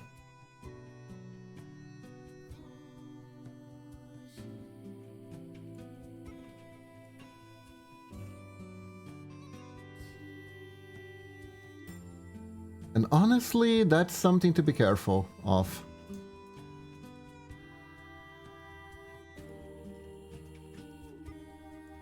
Because sometimes in life you might feel like you're not having fun with something anymore, and your brain might want to try to make you do stuff that you used it to do because that stuff was fun. Use it to be fun to you. But that's just like hanging on to the past. Ultimately, we grow up and change as people. And whenever that happens, we just need to figure out what makes us tick again. It's a journey.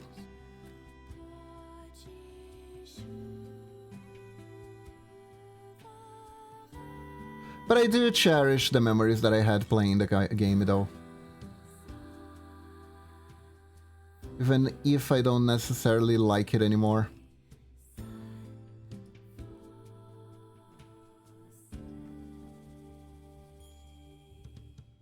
And I bet if you gave me a meta deck, I could kick all your asses. Ha ha ha ha.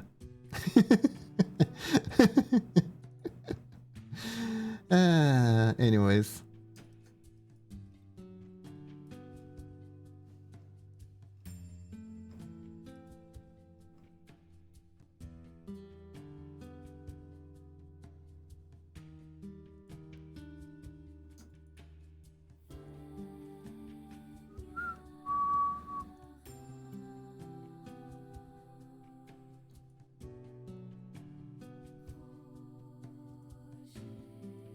Unfortunately, Vanguard failed in acquiring a decent digital version unlike Yu-Gi-Oh! Otherwise I would actually play it. All they got is a game for mostly Switch. You can play it on what's it called? You can play it on Steam. But my understanding is that there is no crossplay between the Steam version and the Switch version, and apparently no one from the player base just plays it on the Switch. So if you're interested in multiplayer experience at all, you're gonna have a bad time. You're gonna have a bad time. There we go. Holes for the ears, because that is cute.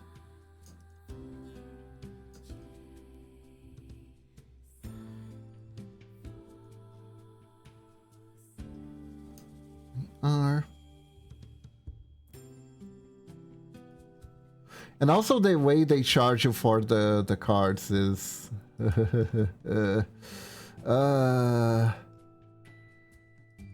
because like you don't buy boosters, you buy boosters instead. And if that doesn't make any sense to you, don't worry, I'll explain.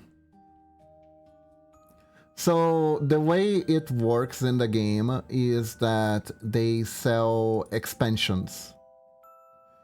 They actually sell the boosters as DLCs, and you enable the DLC, and after enabling the DLC, you can buy packs with the in-game currency. Nice, right? Except the game is extremely grindy. So you can buy the DLC and not have access to any of the new cards you technically bought until you grind a lot. Or, as a DLC, you can also buy, after you bought the DLC for the pack,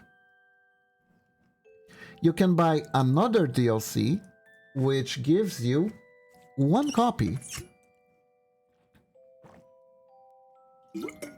of every card in the booster set.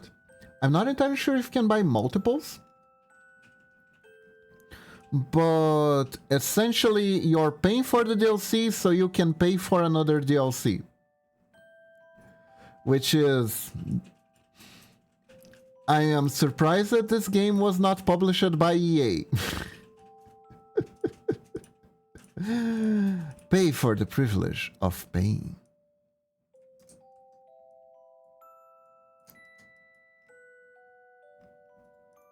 Yeah, and what's even funnier is that if you buy the DLC boosters, strictly speaking, there's a story mode, by the way.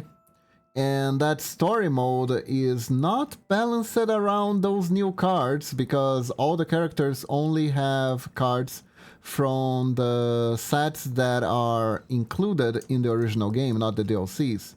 So story mode becomes pay to win, quite literally. You can pay to have a deck that's stronger than any deck that's available for the NPCs. So that kind of makes it easier to grind, doesn't it? Come to think of it. So you get new cards, so you can grind better. So you can get new cards, so you can grind better.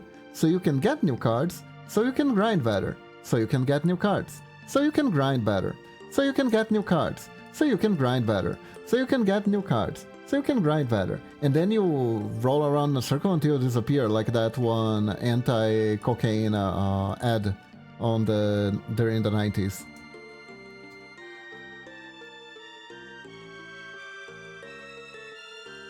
So yeah, it's kind of weird. It's kind of weird. Part of me still wants to play it because there's a story mode and the story mode's really dorky. But I did wish they change how they do the DLC thingos, but yeah. Whatevs.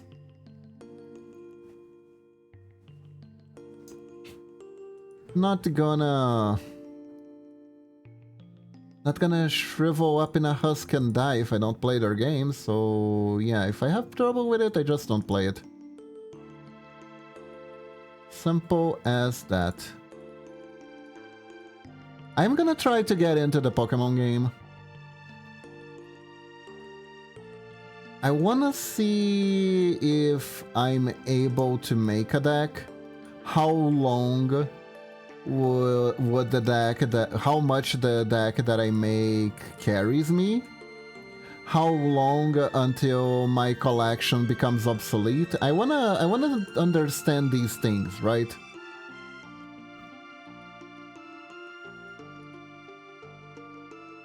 And if I feel like the game is starting to give me anxiety and stuff like that, FOMO, then I stop playing. Then I stop playing entirely. I feel like I'm starting to get there with Marvel Snap.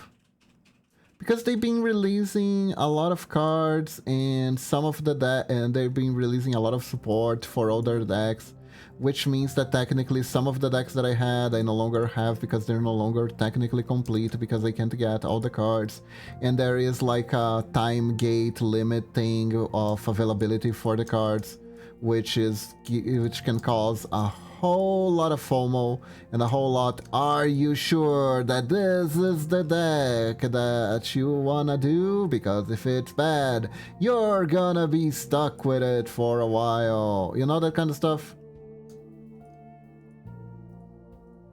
It also makes one of the parts that I find most, this has been like this forever though, I gotta say. Every card game is super fun to like have a card collection and figure out what cards are good, what cards are bad, what kind of deck you can make, and how to make it fun, how to make it work, how to make it fun. It's super cool. It's super cool. Problem is, the best way to understand if a deck is good or bad is playing it. And in order to test the deck, test the cards. But the way to test the cards is by having them. That seems pretty obvious. However, this means that technically if you don't have a full collection, it's gonna be really, really hard to test your deck. And when you can test your deck... Wait. Sorry, let me do the thing. Okay. I don't know why the site was telling me that I was offline when I wasn't. That scared the crap out of me, I gotta say. I was like, am I talking to a wall right now?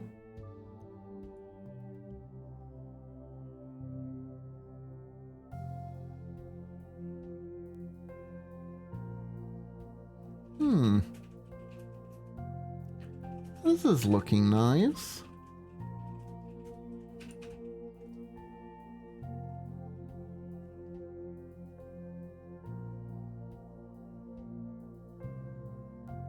Okay. This is looking very nice. So yeah, that scared me a little bit, but it's fine. We are here.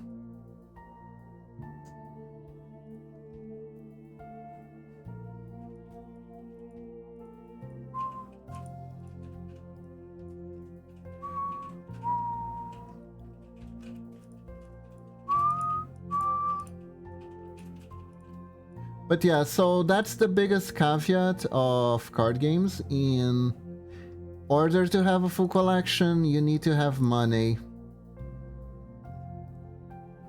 So certain informations about how to play the card game are only available at first for people who have money, which is why when it comes to watching card game content, most card game players are gonna watch whales, really, who will test the card for them and tell them which cards are good or not, so they don't waste money with the bad ones. This also does create a little bit of a situation, right, where it's like, if a content creator believes that a card is bad, there won't be enough experimenting with said card to make sure that if it's truly bad, or if the content creator in question did not see a line or a combo. Like, this doesn't happen too often, but it can happen on occasion.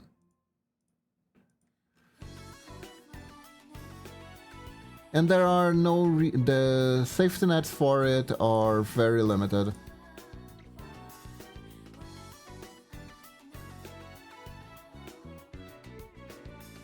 The main safety net would be the fact that there are multiple content creators competing with each other for attention. So there are some content creators who will lean on the side of making decks that are not the accepted norm for good decks, for what a good deck is. And sometimes these people will stumble on the hidden combos of powerful Destiny. Other times they just play a lot of junk all the time and get really salty.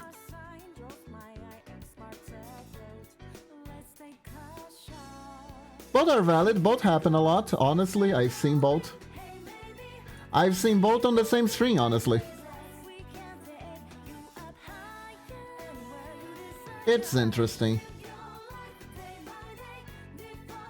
But yeah, chat, if you wonder why even though I like card games a lot, I'm not a full-time card game streamer, that's the answer.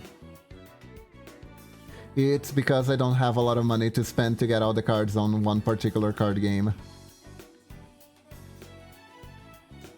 And man, like, when a card game closes, it sucks so much for the content creator. Like, not only card games, like games in general, right? When you have like competitive games.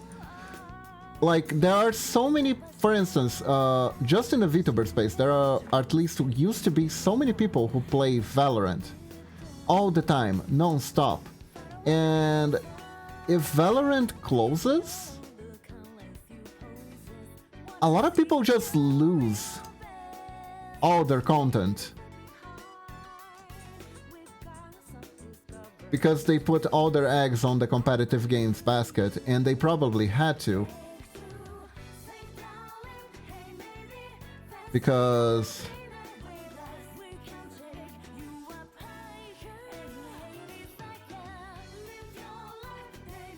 you can't. When something is very competitive, you gotta put in time in order to be good. So it's like, yes, I could technically string something else. This not me saying, this is the point of view of the streamer who puts all their eggs in one basket. Yes, theoretically I could string another game, but that would usually come at the cost of my revenue. And because that's not why people tune in to watch me.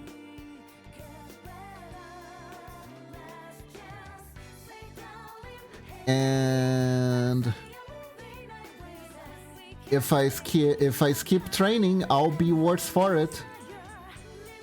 Okay, so I think over here the best thing to do is just the shadow. Just the shadow.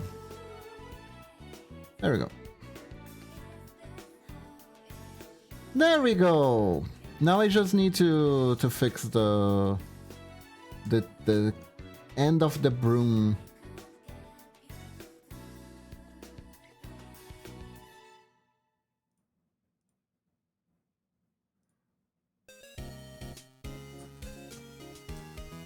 So yeah, I've been trying to pay attention to this sort of stuff. I'd still rather be a variety streamer, honestly.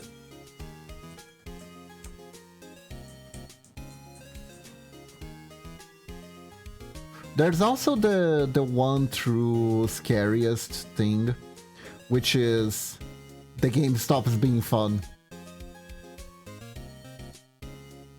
But all your eggs are on the basket of the unfun game.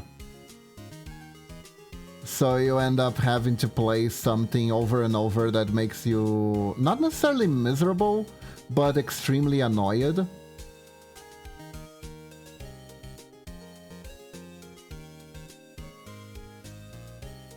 And yeah.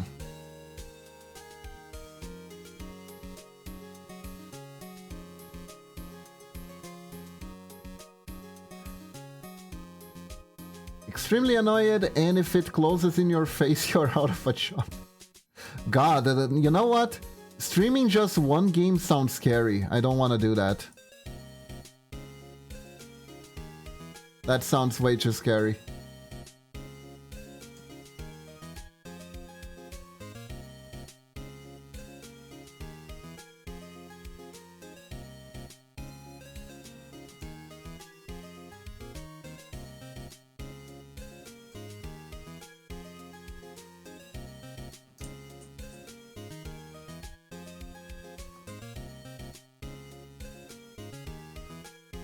I love to do my pixel art for you guys.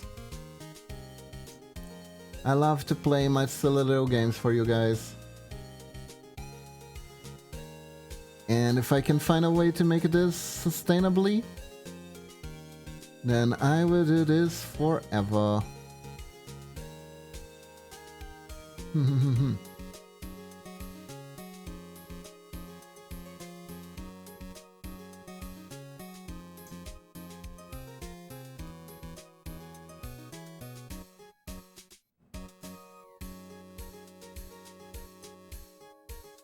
Because I am happy doing this.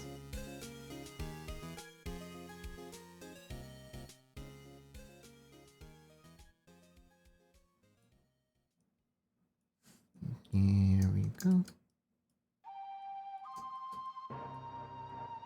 There we go. We're here.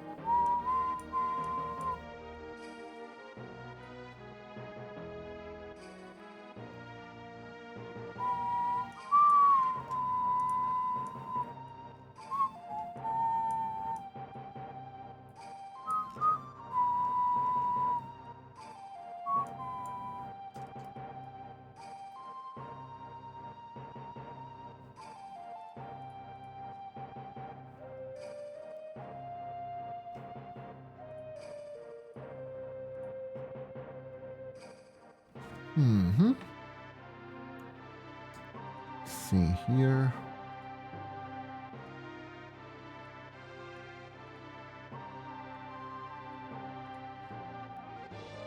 Like this. No, no, like this. Eh.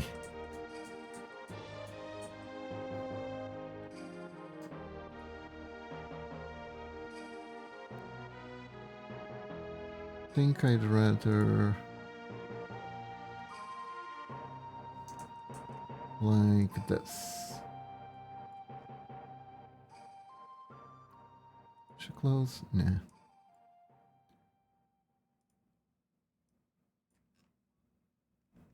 Okay.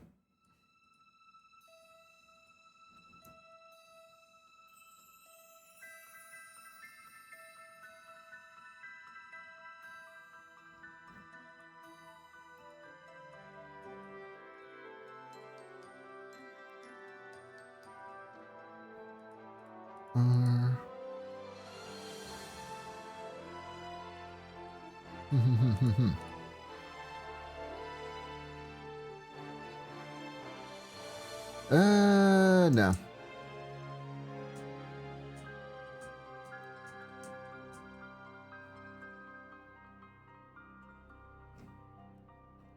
Yeah, no, I think this is fine.